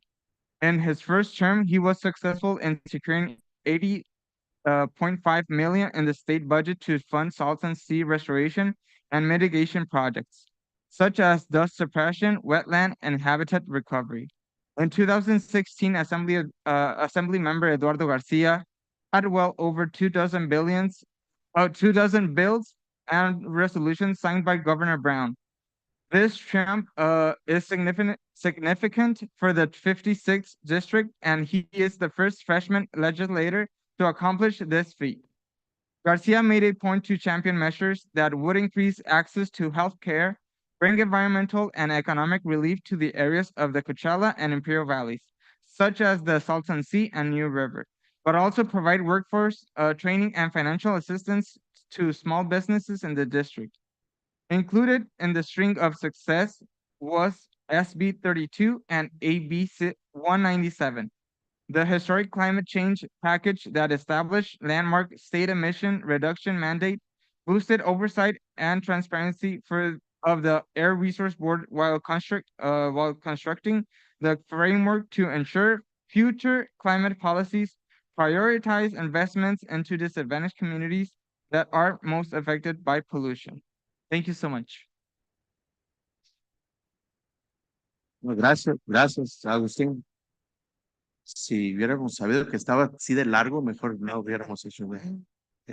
Soy el mismo que estuvo aquí el año pasado y el mismo que ha estado aquí los últimos años. Gusto en verlos a todos. Muchas gracias por la introducción. Es un honor pegarme aquí de Coliche, aquí el último minuto, que hubo invitación originalmente, pero no estábamos seguros si íbamos a poder asistir. Por cierto, nos invitaron a dar una plática en Colombia sobre el tema del cambio climático, los temas de justicia ambiental. Y pues la verdad que me dio mucha flojera ir para Colombia, mejor aquí en el centro. Y están más buenos los taquitos aquí en el Valle Imperial. Miren, es para mí este tema de gran importancia en los últimos años como legislador representando la frontera. El tema binacional ha sido fundamental a poder tratar los temas de calidad de aire, los temas de agua saludable, en particular el tema del Río Nuevo. Y creo que durante ese tiempo se han podido fortalecer las relaciones con los miembros de la legislatura del lado de Baja California y igual las agencias que tratan los temas de aire. Estoy muy orgulloso del trabajo que hace CARB en el otro lado de la frontera con lo que viene siendo el sistema de monitoreo para la calidad del aire, darle las herramientas a las agencias del estado de Baja California para que hagan el trabajo de enforzamiento. O sea, que una cosa es que les demos estos datos, la información, y la otra cosa es que tengan el deseo político de enforzar lo que viene siendo las infracciones que están impactando la calidad del aire y obviamente la salud pública de los residentes. Es un trabajo que se está haciendo por parte de CARB. El lado de la Secretaría de la EPA del Estado de California, y gracias al liderazgo de el anterior secretario Jerry Bloomfield y ahora Yana García, están trabajando en conjunto con igual el Estado de Baja California, las organizaciones civiles como Sonora Institute, y otros compañeros y compañeras que trabajan cerca del Comité Cívico del Valle para tratar el tema del Río Nuevo, o sea, que ese problema que viene en el lado mexicano, que aún así el gobierno del estado ha invertido cerca de 60 millones de dólares para mejorar ese proyecto va a 85% de finalizarse y quedan unos detallitos ahí pendientes, pero al final de cuentas es un trabajo de colaboración dentro del estado de California y el estado de Baja California, igual los municipios ahí locales de Mexicali.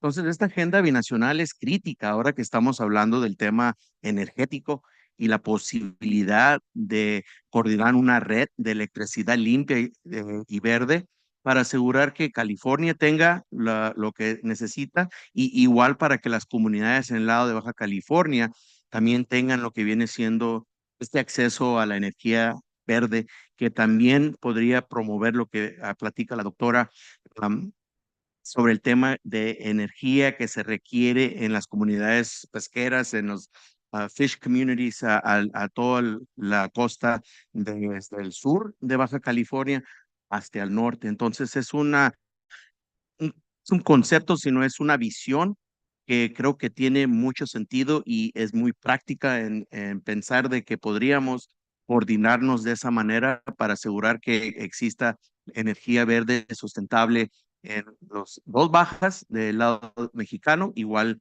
que el sur de California, aquí donde estamos hoy, que hay una grande necesidad de asegurar que exista la energía para el desarrollo que queremos ver, ¿no?, en esta región. Muchas gracias por la invitación y vamos a estar aquí para participar el resto de la plática y contestar cualquier preguntas que tengan. Muchísimas gracias y gusto verlos a todos y a todas. Gracias.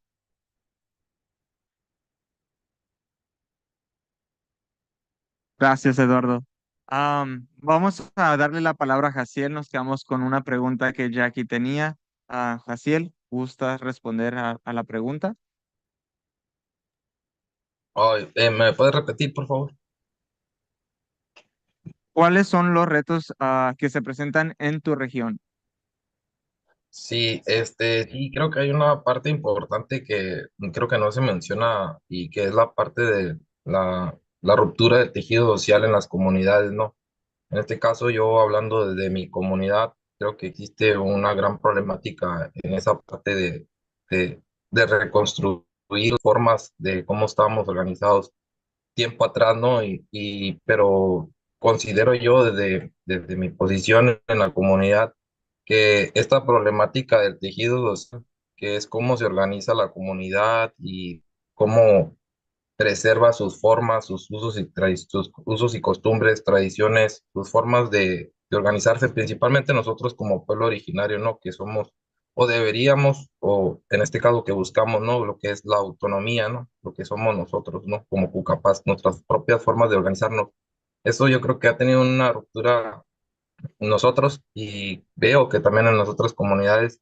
No podría hablar de Estados Unidos en las comunidades indígenas porque pues no tengo contacto con los demás, pero hablando yo aquí con Baja, con compañeros, sí veo esa parte, ¿no? Esta parte de la ruptura del tejido social considero que viene parte por las incidencias, imposiciones de las partes externas, ¿no? Del sistema, del gobierno o como le quieran llamar, ¿no? Pero que esa parte externa que es fuera de nosotros, esa parte creo que no se toca mucho y eso tiene un impacto no solo en el desarrollo de soluciones a las problemáticas socioambientales, sino también tiene un impacto en la preservación cultural, en la identidad, en el arraigo al territorio. ¿Y a qué viene? Bueno, trabajar nosotros, porque muchas veces yo me he puesto a platicar, ¿no?, con servidores públicos de diferentes instituciones gubernamentales, ya sea de el tema de pesca, ambiental, cultural. Estas mencionan siempre que es muy difícil trabajar con nosotros, en especial los Cucapá, porque tenemos muchas problemáticas internas, mencionan, pero no se dan cuenta que es por sus mismas incidencias, ¿no? O su falta de acercamiento comunitario o su falta de interés en involucrarnos, en articular con nosotros, porque nosotros siempre vienen y veo mucho últimamente en estos últimos años por parte de decisiones civiles que hablan mucho del tema de medio ambiente, como, bueno, no voy a mencionar nombres, pero sí veo que hoy en día sí hay como que un acercamiento a las comunidades indígenas, ¿no? Pero porque pues vemos que hay mucho ingreso económico y por parte del Estado, de los, pues sí, del Estado, del sistema, pues también, ¿no? Esta parte de vayan ustedes, trabajan con comunidades indígenas, pero no se sabe si realmente se trabaja con comunidades indígenas, ¿no? Y siempre vienen con el tema de resiliencia ante el cambio climático, pues resiliencia ante el cambio climático, pues eso, ante la resiliencia del cambio climático, pues, tenemos miles de años habitando nuestro propio territorio. ¿Qué nos van a decir a nosotros los pueblos originarios, ¿no? Sobre resiliencia, ¿no? Ante el cambio climático. Este, y sí, pues hace falta también un trabajo en la reconstrucción del tejido social, que muchas veces se piensa que esa parte pues le corresponde a las comunidades, ¿no? De manera interna, solución de sus problemáticas, pero ¿cómo vamos a trabajar de esa manera si vivimos en condiciones, como lo mencionó la compañera Jackie, ¿no? Como lo vemos en las comunidades pesqueras? Nosotros siempre he dicho que nosotros los pueblos originarios, bueno, yo en la perspectiva como cucapano, que el problema del tema del río Colorado nos afecta a nosotros porque nosotros los Cucapá, nuestra principal actividad de subsistencia siempre ha sido la pesca y actualmente ha sido la pesca. Y actualmente tenemos una problemática en el río Colorado, donde pues no vemos pues, al Estado, como menciono, asociaciones civiles, un acercamiento directo. Les menciono, ahora sí lo vemos asociaciones civiles que han estado 40 años incidiendo en territorio y hasta ahorita han hecho el acercamiento y hasta proponen agendas comunitarias en las comunidades. Yo veo más ahorita, hoy en día, no mucho un apoyo realmente, ¿no? Es más una imposición, siento yo. A diferencia, yo estoy actualmente aquí trabajando con la coalición binacional. Siento que es algo un trabajo que siento que se va a realizar muy bien lo que se vaya a realizar dentro de la comunidad porque son propuestas dentro de la comunidad, ¿no? No son agendas comunitarias impuestas, son acciones que se buscan implementar y que se tiene un acompañamiento a través de las experiencias que ellos han tenido con otras comunidades. No es como venir y decirnos, hagan esto, hagan aquello, sino es un acompañamiento no solamente en las soluciones ambientales, sino también en que se escucha que lo que se busca es la reconstrucción del tejido social dentro de las comunidades. Algo que no mencioné yo fue que yo trabajo mucho con juventudes. Yo mi enfoque siempre son las juventudes dentro de las problemáticas internas o esto del tejido social, yo me veo a mí como pueblo originario, no sé si tal vez les pueda servir, ¿no? Como mensaje, pero yo me veo a mí como un joven adulto, este, tratando de solucionar tantas problemáticas en la comunidad, que yo me veo en eso de nuestras propias formas organizativas, yo me encuentro en el medio, digamos, y arriba está la parte más importante y de respeto que tenemos que tener nosotros, que son los ancianos. Ellos tienen un conocimiento ancestral, ellos se tienen que nosotros dirigirnos a ellos con respeto, pero abajo está una parte muy importante que son los jóvenes, los niños. Ellos a través del proceso civilizatorio en el cual nos empuja el sistema, la globalización y demás, pues van perdiendo parte de su identidad, de su arraigo, y más con las problemáticas ambientales, pues se deteriora esa parte importante de los ecosistemas, del medio ambiente, que tienen una parte importante en la conexión con nosotros y lo que es nuestra cosmogonía, nuestras formas de subsistencia, prácticas tradicionales y demás. Esto se va perdiendo pues tiene un daño, ¿no? En las juventudes. Yo trabajo mucho con juventudes, y pues para mí es importante que realmente se tenga en consideración que no solamente es venir y decir, ustedes tienen que hacer esto, resiliencia, cambio climático, sí que nosotros tengamos la oportunidad quizás de también nosotros transferir esta parte de conocimiento, estos valores que nosotros tenemos con el medio ambiente hacia ustedes, así como ustedes también pudieran aportar esa transferencia de conocimientos, pero para que nosotros podamos tener un manejo de nuestros propios ecosistemas, monitoreos, conservación, áreas destinadas a la conservación. Yo creo que es un trabajo en conjunto, ¿no? Articulado el que se debería de hacer desde la escucha de los miembros bueno, yo hablo desde el territorio mexicano, ¿no? Este, desde la parte también de la parte estatal de Baja California, que pues es lo que se menciona, ¿no? Como les comento con funcionarios públicos, es que ustedes los Cucapá no se entienden, es que los Cucapá no se puede trabajar, es que no ven más allá de lo que realmente es, no son más que funcionarios, yo veo muchos, no todos, ¿verdad? Pero veo que sí son solamente más de oficina, ¿no? Que de trabajo, comunitario.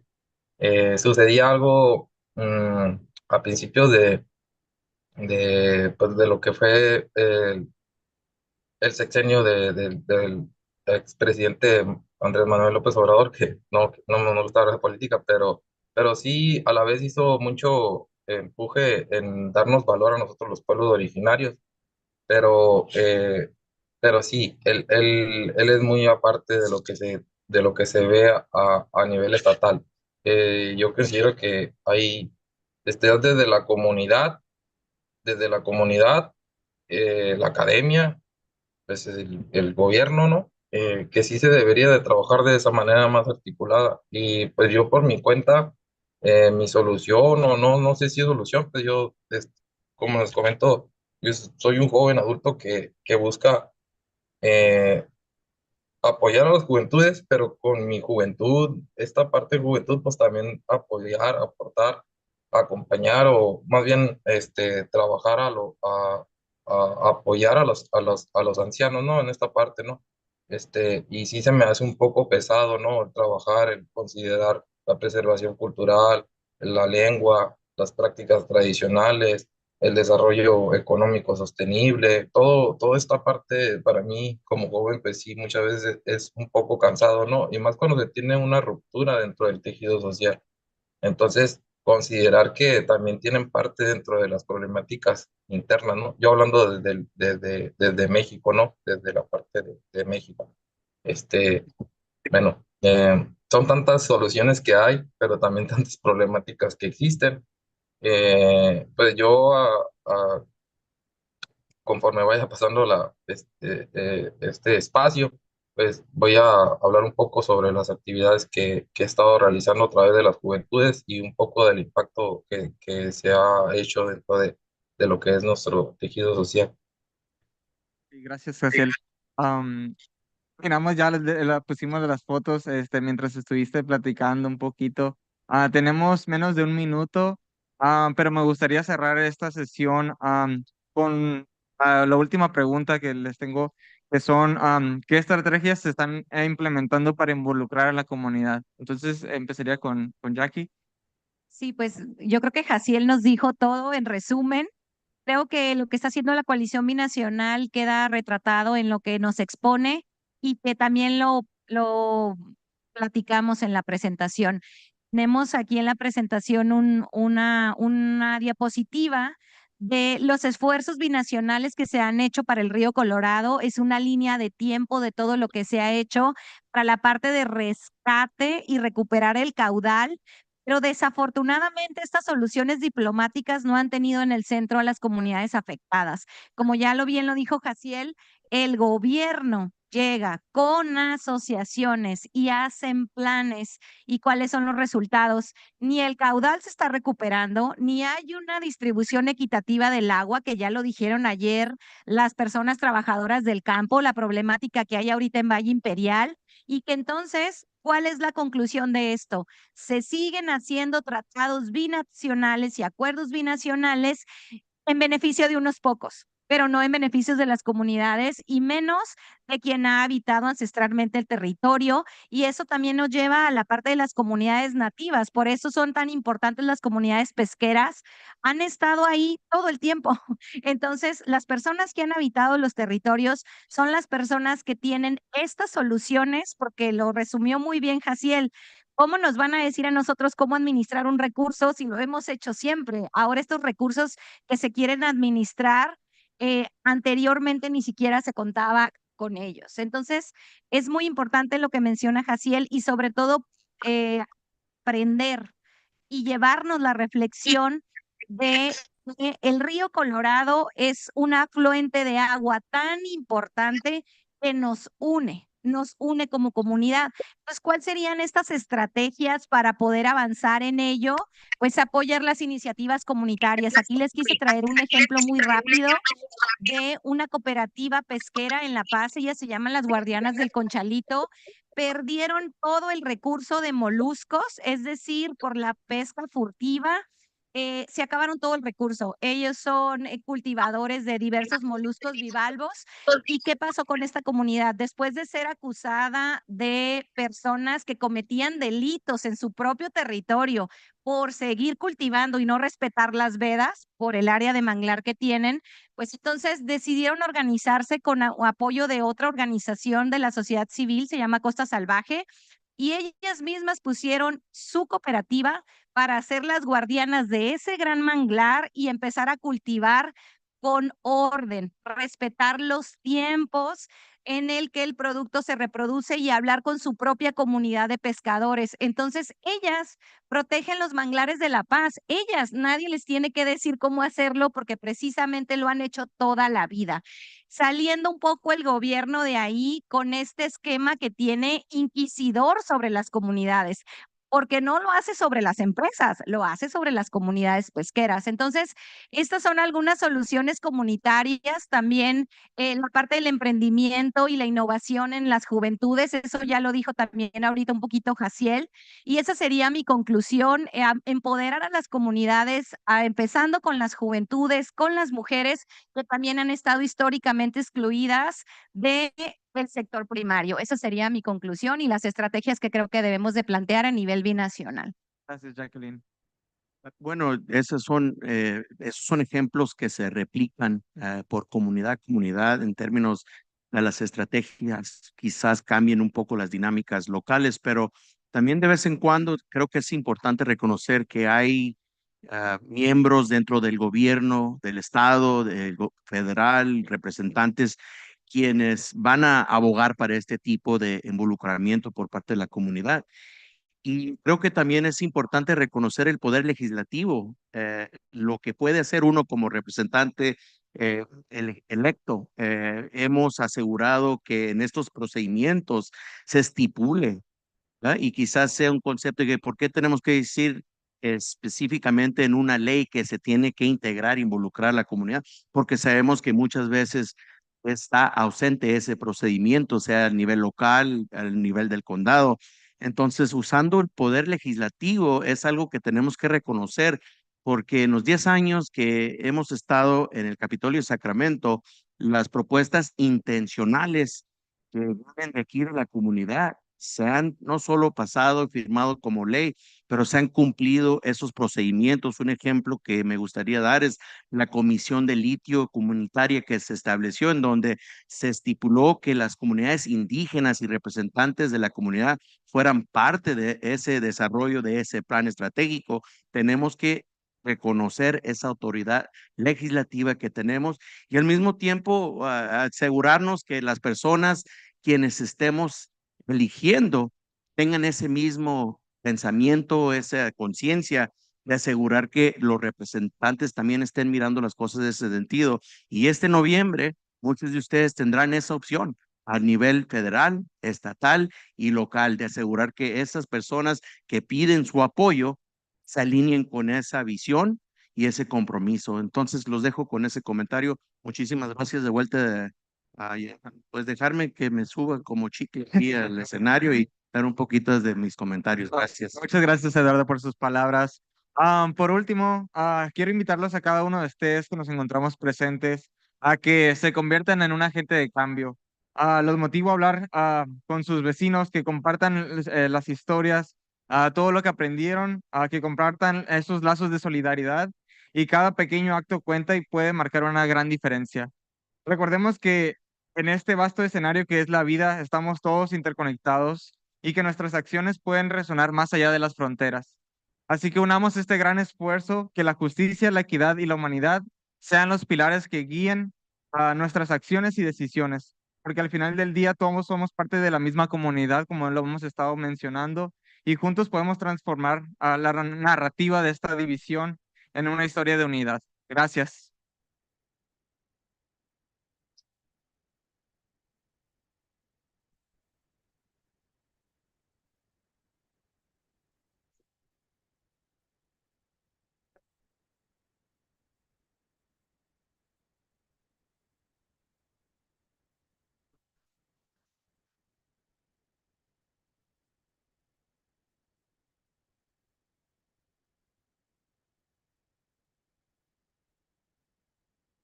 Un aplauso por los esfuerzos binacionales. Muchas gracias, muchas gracias. Vamos a tomar un receso. We're going to take a 5-minute stretch. If you all want to come back and join us again in 5 minutes, we have our next and final presentation conversation. So we'll be back in 5. Thank you, everybody.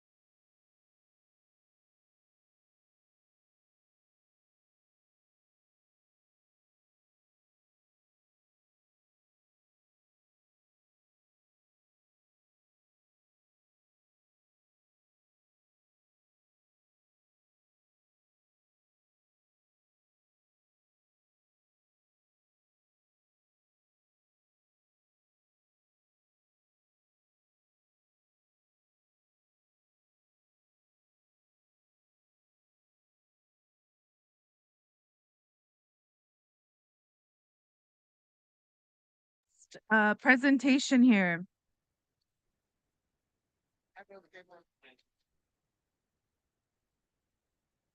Literally. Yeah, so financial presenters, and then I'll introduce you all. Okay. But it doesn't say anything. No, we're on our own. Okay. Where's James?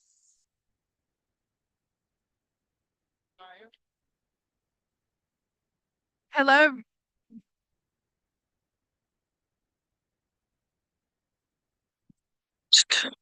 Hi, everybody. Our 5-minute break is over. If we can please make our way to our seats. We have a last presentation ready for you all. Thank you.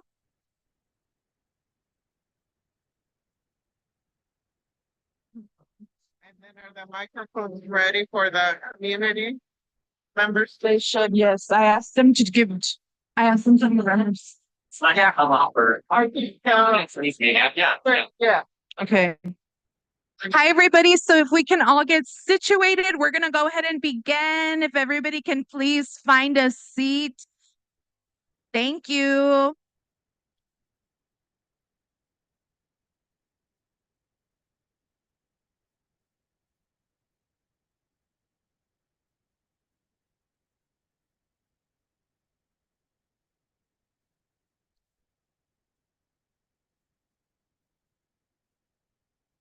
Just as Lithium Valley. Uh-huh. I need runner.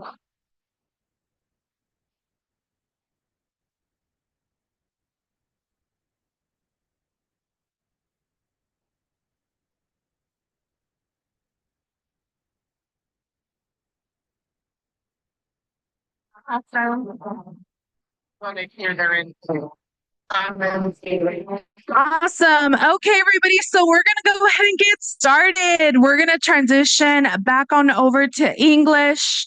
Vamos a cambiar el lenguaje. Esta presentación va a ser en inglés.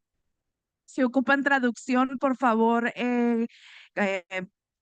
pueden ir y les cambian el canal para la traducción. Va a ser en inglés. Okay, everybody. So a round of applause for our binational climate change panel. Thank you so much for elevating, right, the importance of needed collaboration and how, overall, we're all connected, and it's very important to emphasize, right, keeping our communities informed and protecting our communities as well. So we're going to go ahead and continue, and I'm very excited to introduce this session, right? And so I know that we had stated we were going to open it up to you because we want to hear from each and every single one of you today. And so we have some team that is going to be going around with some microphones. And so this is going to be a town hall style discussion. And so it's going to be primarily centered on Lithium Valley. And please, if you want to add in, just raise your hand and we'll have somebody head to you with a microphone. But it's an honor to introduce James Blair and Dr. Arcela Nunez. A round of applause.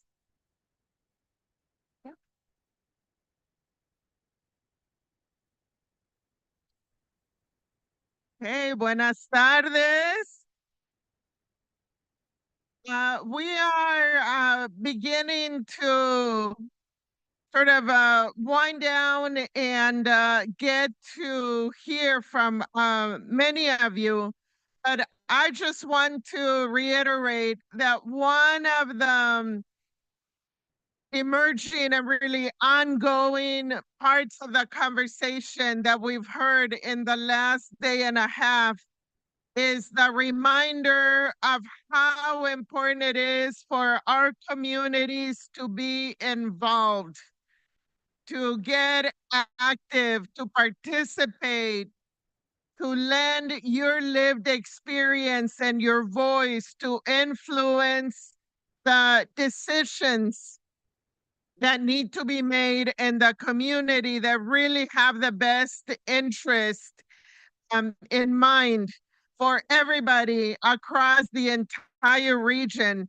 So one of the conversations happening here locally, statewide, and really nationally is around lithium.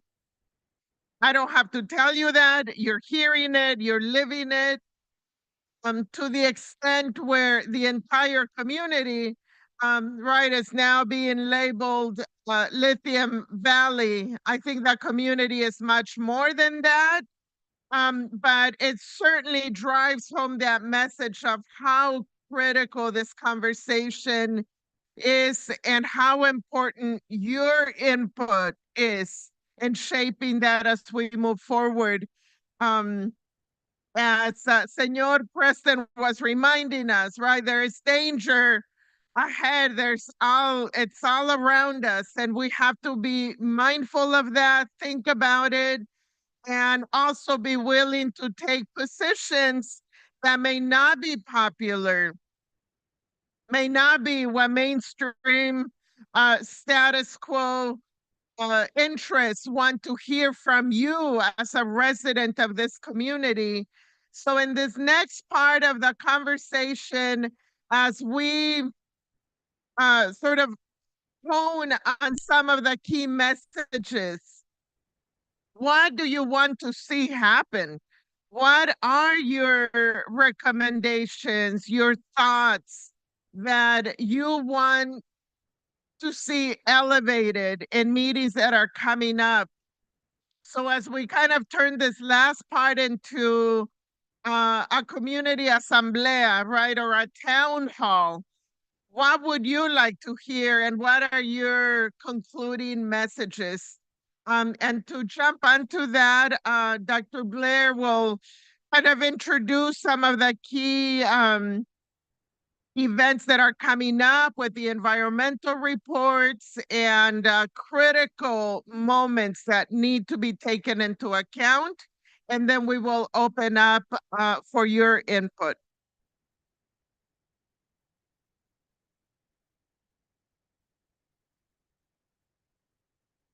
So yeah, I don't want to speak at you as much as, really take a moment to listen and, to discuss together a little bit about, what your thoughts are. But just to set the context a little bit, I spoke earlier, you may remember, in the panel on community benefit agreements. To give you a little more context, I also lead the Lithium Valley Equity Technical Advisory Group. So I provide support and strategic advice to Comité Cívico del Valle, as well as the Lithium Valley Community Coalition, throughout the process for the planning for Lithium Valley. Right now, we are at a moment that, as you can, I think, feel in a lot of this summit, is a turning point. Commissioner Gallardo spoke about how it's not a sure thing right now, Lithium Valley. We learned a lot about, the victory, the legislative victory of Assemblymember Garcia and others, of the lithium tax and the need to have equitable distribution of that tax. We talked about community benefit agreements. We talked about, how farm workers, some of yourselves, may be marginalized and not able to always be included or participate in the process of community outreach. And of course, today we learned about some of these important issues related to tribal consultation and consent, as well as tribal cultural resources. And for example, the cultural district that Carmen Lucas spoke about, and the importance of a lot of the really powerful stories that Preston Arrowweed spoke about as well. So, trying to kind of put all those things together, think about where we are in the planning process, and what do you actually think, and what matters to you right now? Basically, we are at a moment where we are waiting still for the draft specific plan for Lithium Valley and the draft programmatic environmental impact report to come out from the consultants that the county hired. And we currently, I believe, expect that those documents will start to become available in the beginning of 2025. So just around the corner, really, just after the holidays. we're going to have to be ready with limited time frame to be able to submit comments and to say, you know, these are the things that matter to us. So really the point of this session is to hear from you, to think back on all those different panels, those workshops about the Salton Sea, about Lithium Valley, about the Colorado River, the binational cumulative impacts, right, on the border. And think about, you know, what are the things that resonate most for you? So I think basically we want this to be a moment to start getting the gears turning so that you can be prepared when that comment period opens, to be able to participate, to have your voice heard, and to actually submit a comment when the time comes. So please raise your hand and we'll have a microphone come to you. And this is a moment for you to basically tell us what matters most to you in relation to this Lithium Valley proposed development plan.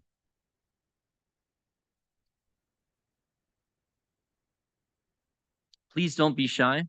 Raise your hand and we'd love to hear from any of you.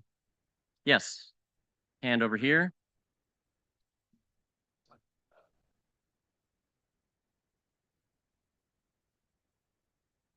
Good afternoon, everyone. Again, my name is Blanca from Salton City.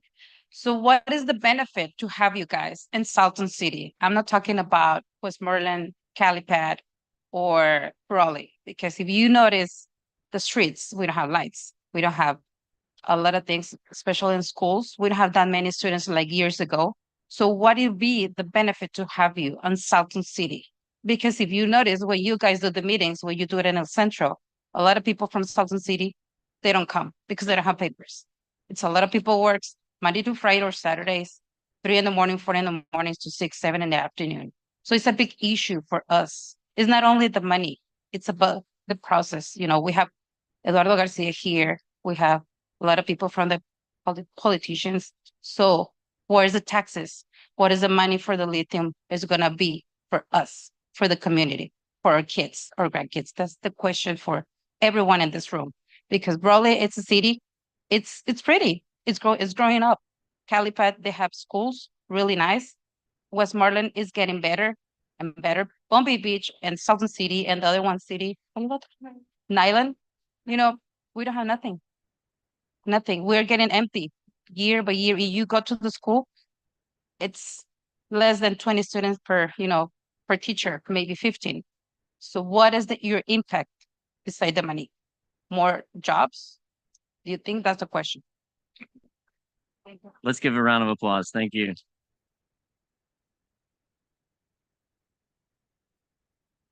This is a really great question. And, you know, we heard a lot about this at some of the workshops. You know, people in Salton City may not be able to go back and forth, right? Past the checkpoint. And, you know, these are important concerns about, you know, the need for an inclusive and equitable process. The other thing that I think you'll notice when you start to see these planning documents is that the study area, the geographic area, the map, that you may have seen in some of the workshops from you know, Comite and Equity, you know, I'm sorry, Imperial Valley Equity and Justice Coalition. You know, you see the land use alternatives map. It shows you where the Lithium Valley study area is. It's mainly in the southeast corner, right? So it is a little bit closer to Calipatria and to Nyland. And so that study area is a little more distant to places also on the west side, like Salton City. But that doesn't mean that it's irrelevant to residents there. You know, for example, some of the waste we talked about in the workshops may end up in a landfill closer to Salton City. There's also been some proposed, you know, companies starting to try to develop in Salton City area in lithium related projects. So I do think it's going to be very relevant and important for folks on all different sides of the Salton Sea, as well as different sides of the border in this broader region to be paying close attention. Thank you. Anybody else like to raise your hand? Yeah. Good afternoon. My name is Cesar. I'm with the ACLU of San Diego and Imperial County. And one of the things that I took from the panel yesterday around the CBA and the coalition that's beginning to and starting to do more together is just a reminder to all of us that power only recognizes an equal or greater power. And that if we are going to impact decision makers on these issues, we're going to have to continue to build on the work of the coalition to really bring all of that power together. That's really going to make it impossible for decision makers not to listen to this community. Because what's going to happen, and it's happened in other places, including in where I grew up in Ventura County, where they big Australian mining company tried to come in and do a project that was going to go through Oxnard specifically because they said Oxnard will be less politically able to fight this because they're poor, they're uneducated, they're a farm worker community. So let's go through that community instead of going through Malibu, because even though Malibu was going to be closer, right? So I share that story because what it took in our community to fight that proposal, and it was a different context in that we didn't want it at all. But it took us bringing together all of our power, the people from Oxnard with the people from Malibu who were maybe against it for the different reasons, but knew they had the same kind of common target to influence, right? And so how do we take a real stock of whether we have the power necessary to win the things that this community wants? And if we don't yet, what is it going to take to build the power necessary to actually win what this community wants to win?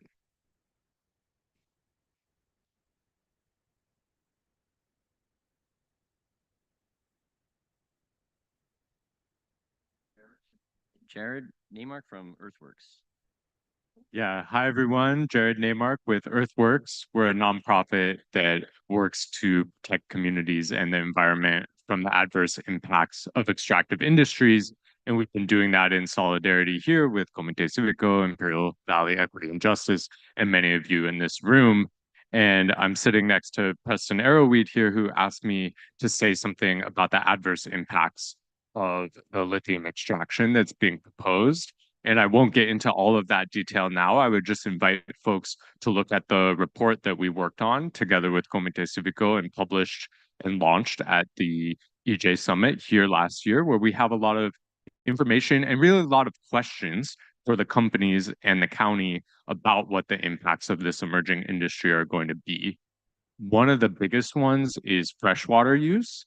And so as the county is proposing to zone this specific plan area for Lithium Valley, 50,000 acres on the southeast shore of the sea for not just lithium extraction, but battery manufacturing and other related industries, it's going to require even more freshwater use. And we heard yesterday from the farm workers how much of an impact that reduced water conservation has on their livelihoods. And it also has an impact on reduced inflow into the Salton Sea, leading to more lake bed receding, more dust exposure, and more public health problems in the community. And so this is something where we're advocating together with Comité that Imperial Valley shouldn't be a sacrifice zone. If there's these kinds of impacts from the lithium industry, they need to be fully analyzed and mitigated as part of the environmental impact report that's coming out.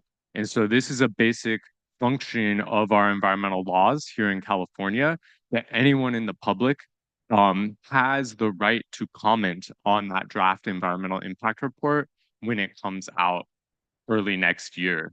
And so it's going to be really important that all of us in this room work together to take a look with all the expertise from folks here who know best the issues that impact you and your community and the solutions you want to see if the county really does a good job at analyzing those impacts or not. Because unfortunately, as is often the case, they try to put out these reports in a way that minimizes the impacts so they don't have to spend as much money on mitigating. So it's going to take a collective effort from everyone in this room to make sure that the analysis on water, on waste, on air quality, on impacts to tribal cultural resources is really thorough and has the highest safeguards possible for environmental justice and for human rights. And so I would just extend an invitation to anyone in this room who wants to work together on that effort next year. Please get in touch.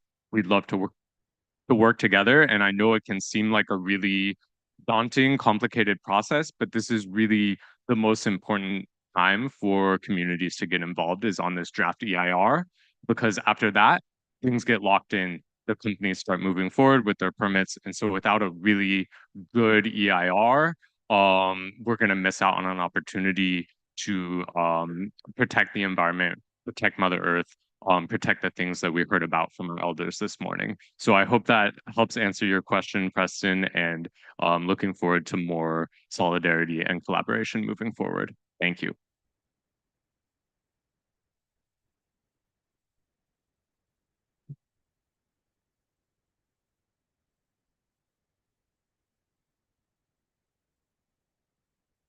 Hi, good morning. I'm Natalie Cuadros again from Intercare. Back to the reports, I was wondering if by chance, if we keep track with those, we will be able to bargain for a CBA of a hospital. Because I do know if we do go into this for the Lithium Valley, it is going to affect the health of the children that are living there. So we are going to need more hospitals because, I mean, we do have one in Brawley, but the distance is quite far for emergencies. So I don't know if that could be something we could put in for the CBA and how we can push forward to get that processed. So I wanted to know if those reports can help us or how can we do that? To request for a hospital. If which reports, just to clarify? Yeah, sorry. For the reports of like the air quality and what's going on in that area, how can we move forward to convince them that we need a hospital in that area for them? So yeah, that's an excellent question, and I think it's definitely fully, relevant. The community benefits such as those should be included as part of the Lithium Valley specific plan. And so those are the types of things that you would like maybe want to see represented. Alternatively, those could be the types of things that end up being part of other kinds of contracts or agreements that are directly negotiated between community coalitions like the folks that are here, as well as tribes, with companies. And that may not need to necessarily have to go into these county reports. So I think there's different avenues for being able to try to secure some of those benefits that you're interested in, such as the hospital. Does that make sense? Yeah. Uh-huh.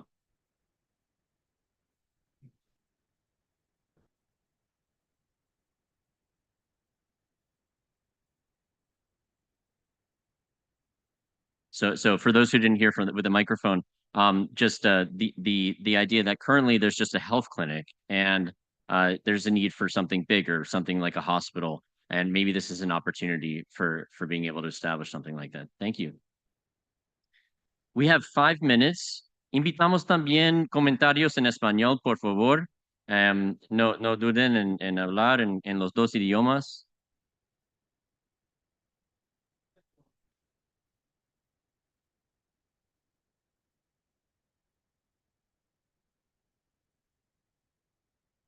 Hello, everyone. My name is Corbin Dillon. I'm actually one of the first graduating class of IVC for the Lithium Project program. For me, it's very, thank you.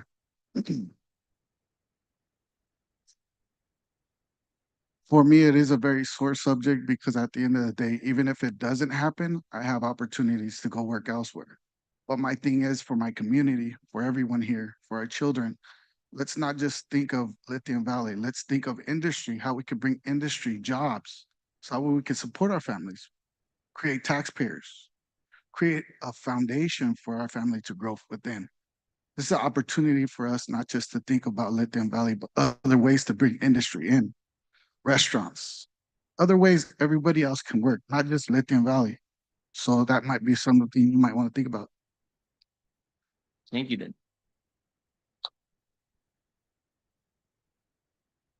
This is another thing that I think people will want to pay attention to when these documents come out, is that Lithium Valley as a specific plan, and this programmatic environmental impact report, it's programmatic in the sense that it may include many different kinds of projects. And the specific plan also doesn't just include lithium extraction, geothermal energy production.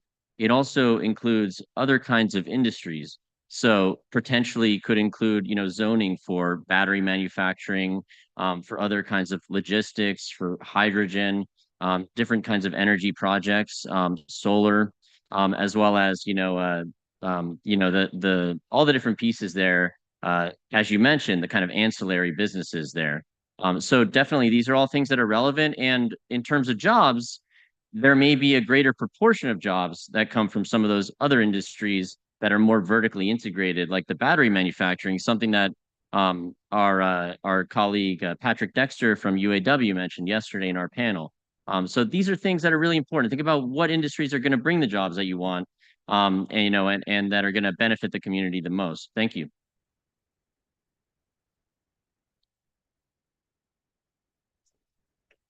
There's only so much Colorado River water that can come to IID and Imperial County. The question is, if lithium development is going to require a large quantity of fresh water, who is going to lose water? How is that going to affect residential development, agriculture, any sort of business? I mean, everybody needs water, but there's only so much water.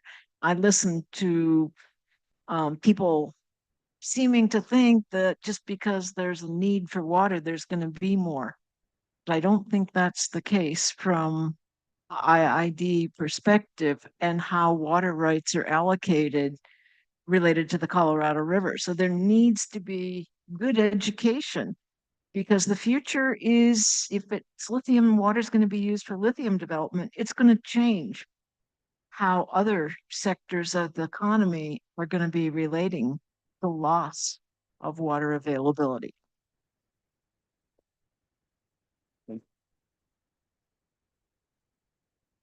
It's an excellent comment, and I'd love to talk more with you at some point about that. I want to make sure we have time for other comments, but that's such a crucial one because we're talking about reduced inflows to the Salton Sea. There's a lot of cumulative impacts, right? What's the impact on agriculture, on farm workers, especially because the Colorado River is in a prolonged drought that's accelerated by climate change. So definitely such an important issue. Thank you. Maybe one more question. Maybe possibly two. Let's see. Yeah, there's a hand back there. Disculpen, ayer tocamos el tema. Si comentó la señora que la poca agua que hay la van a tener que utilizar ustedes en el Salton Sea, y nosotros estamos pidiendo que se ayude, que se motiven a los agrícolas, a los agricultores a sembrar, porque no hay agua y nosotros somos trabajadores del campo. Todo eso nos va a afectar a nosotros.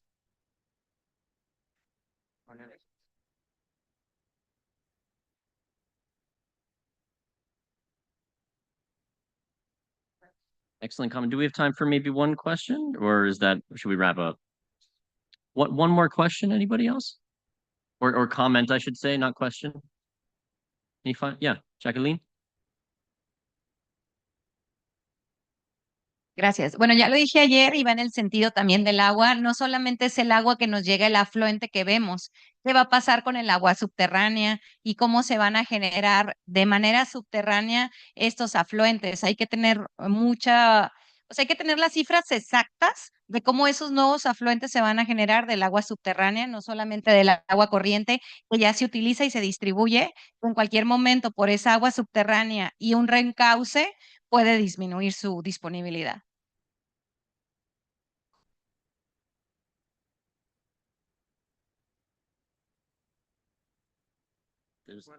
There's one more hand up. Let's make this the final question. Thank you. Yeah. Bueno, ayer también comentamos de que pues ya está casi un paso lo de litio. Hay algo que no se puede detener y nosotros los trabajadores del campo estamos conscientes en eso, pero también necesitamos que nos capaciten. Si van a venir nuevas empresas, que se capaciten a las nuevas personas que vayan a entrar en el valle, que se siga la capacitación y nos incluyan a nosotros los trabajadores del campo en esos proyectos. Trabajadores del campo, no los rancheros. Gracias.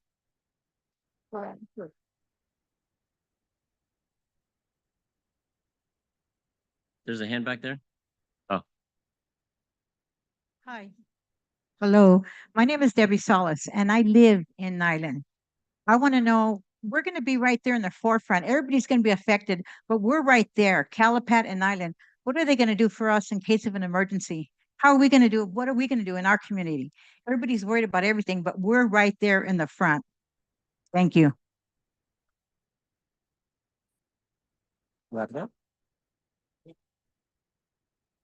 thank you so much. All those are such excellent comments. And I think really the point of this session was just to kind of get the gears turning.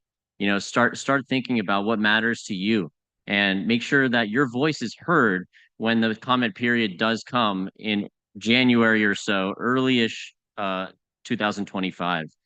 So of course, everybody go out, you know, whoever's able to vote in November. But another way to participate in this planning process more locally for Lithium Valley in particular is to look out for those comment periods. And you know, the Community Coalition, Comité Cívico del Valle, we'll make sure that there's going to be outreach, and everyone's going to hopefully be aware that you're going to have the opportunity to make your voice heard. Thank you so much, and I'll hand it over to Arcela to close this out. Yeah.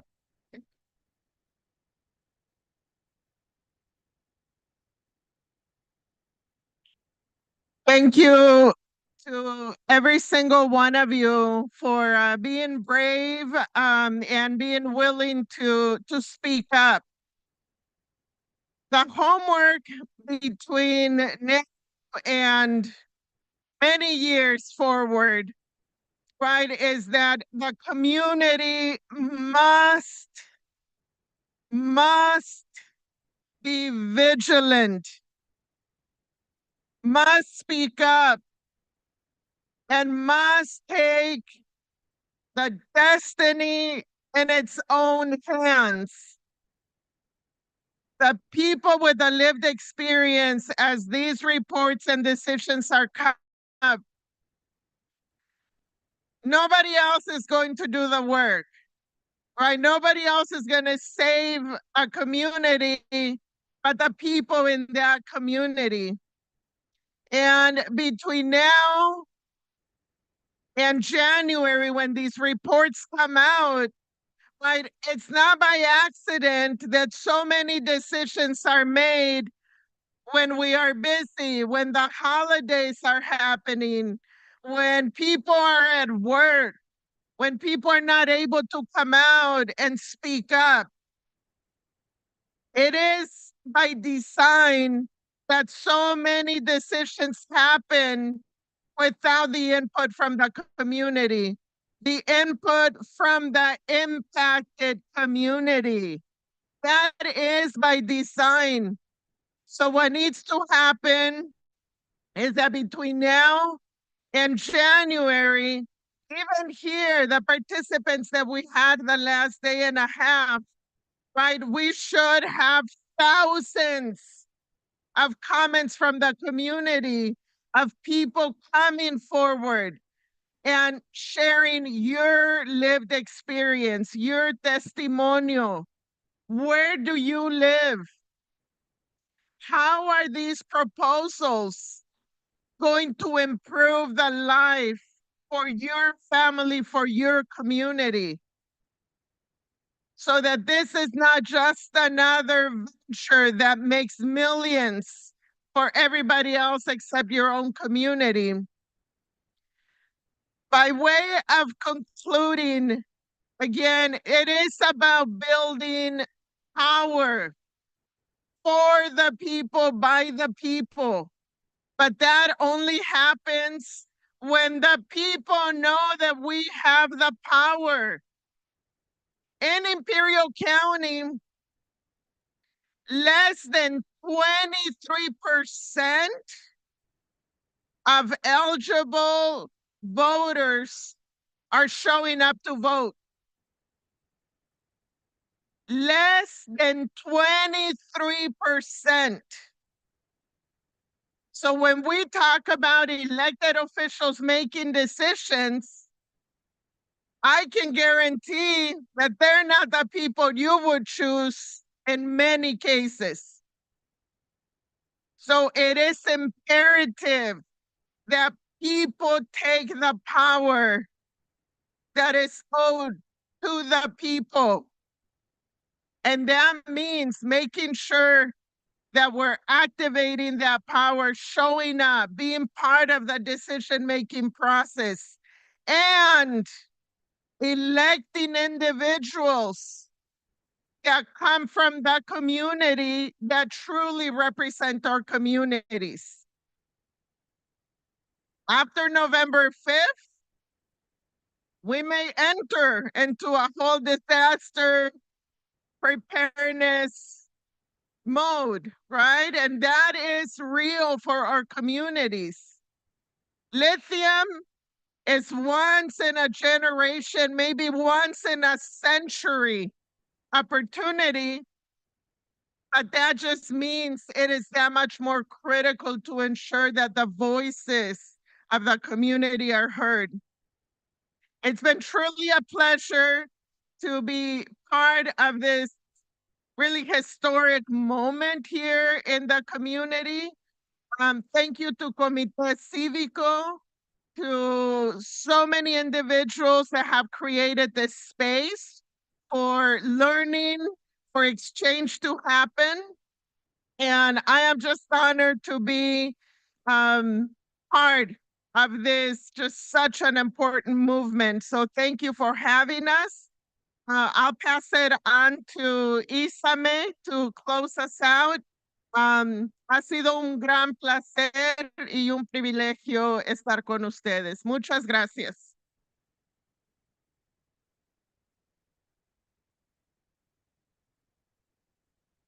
Muchas gracias, Marcela. Como siempre, aquí nuestra colega siempre dando y elevando lo importante, ¿no? De nuestra comunidad. Elevating the important factors of our community. And so with that, we're te pidieron el Unity Clap. Espérame, ahorita vamos a cerrar. Deja nomás les comento unas cosas. Déjales digo unas cosas. I just want to say, every single one of you that has made time to travel here, get a plane, or get a plane, who knows where the majority of us are from, still drive down here in a rental. For some of us, we missed work. For some of us, we're here because of work. And then for some of us, we're here because we care, right? We want to learn. We want to stay informed and educated. And we've done our job in giving you everything that you need to take that back with you and to say, what am I going to do with this information? What's next? And we heard it from our EJ elders, what's important, why we should stay focused, and the importance of all of us collectively coming together and saying, hey, we deserve this. We deserve clean water. We deserve economic development. We deserve clean air. We deserve to have a seat at that table and to say, this is a life-changing opportunity, and I want to choose what's next and what needs to be a priority. And I think most of you here, and I would like to share that for this being our day 2, you showed up. You showed up. You're here. You're sticking with us until the raffles. But we need every single one of you to keep coming back. To start small, go to your local city council meeting. Show up to a community event. Talk to people. Have a conversation with your neighbor. Hey, how are you doing? What's been going on? How can we come together and identify solutions, and how can we work towards that? And there are many different topics. And I will just say, I am a mother of a 3-year-old son. And I, more than everybody, can say, my son deserves a future. My son deserves opportunities, deserves growth, deserves the ability to say, Mommy, can we go to the park? And to share with you all and to personalize this, I literally have to check my air quality to say, I'm sorry, baby, we can't go outside right now. The air quality is yucky. And to, to at that level, at that age, for my son to understand that, what does that say? It's important to stay resilient, but the reality is that resiliency is sometimes taken as settling, right? The short term. This is what we can do now, but what's coming? What's next? And that's why we're looking to each and every single one of you, because now that you've been educated, that you understand some of these topics, maybe learn something new, met somebody new, you can take that home and say, you know what? I'm going to share this with my neighbor. I'm going to share this with my colleague. I'm going to share this with my family because this is important to me and that matters. And that's what we need more of. That's exactly what we need more of. Not just, I learned about this and I'm going to save it. I'll read it later. We need, hey, my son has asthma. My neighbor has allergies. Our extreme heat, 120 conditions are getting worse. And to share with you all, this past summer, my son had a heat stroke and was passing out because infrastructure. We didn't have the infrastructure and we had a blackout, a power out for 3 days. And then in that point in time, I said, this is not right. What can I do? And me and my neighbors mobilized and demanded needs, and we were able to get hotels to get us through this moment, right? And so it might not be, in a story that you might hear, but this is something that starts with something like that. Practicing that action, practicing that advocacy, practicing staying informed and coming together. And just to close out, I know Arcela, estoy hablando mucho. I just want to say, and I just want to add that, and this is one of my favorite quotes, and it goes, if you see a person running on the highway, what do you think? They're crazy. Why are they running on the highway? What's going through this person's mind that they're running on the highway? But then, take a step back and then you see, oh, there's 2 more people. There's 3 more individuals running behind this person. There's 10 people running behind this person. And then you take a step back and you say, oh, it's a marathon. And so that's ultimately what we need, to come together, to stay together, stay informed, stay educated, because that's the principle amongst why this 13th Annual Environmental Health Leadership Summit was formed, to provide this space. So with that, I want to thank every single one of you again. Give yourselves a round of applause. You deserve this. You made this happen. We just put a bunch of things together, but you showed up and you learned and you decided to take a step towards, I want to learn about my community. I want to know what's going on. What can I do? And so, una tarea, this is your homework. Identify what you can do. And if you need resources, ask for help. Say, you know what? This is what's going on. Where do I go? Who should I go to? And that's why Comité Cívico del Valle is here, to support you. And so we're going to go ahead and close our event. Thank you, everybody, for being here.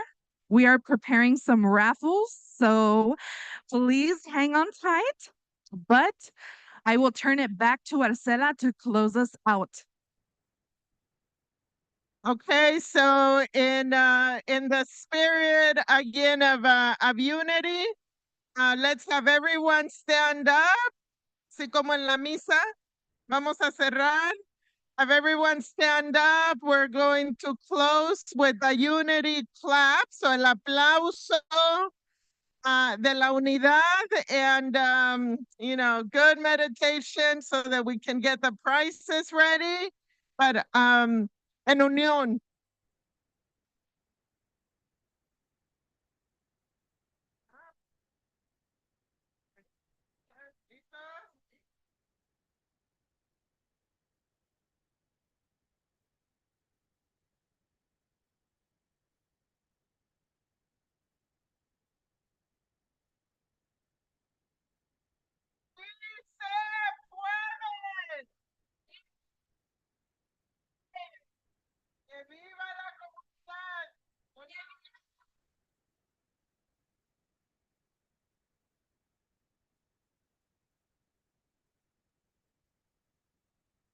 Muchas gracias a todos. Ese aplauso fue para ustedes. Ya vamos a continuar con las rifas.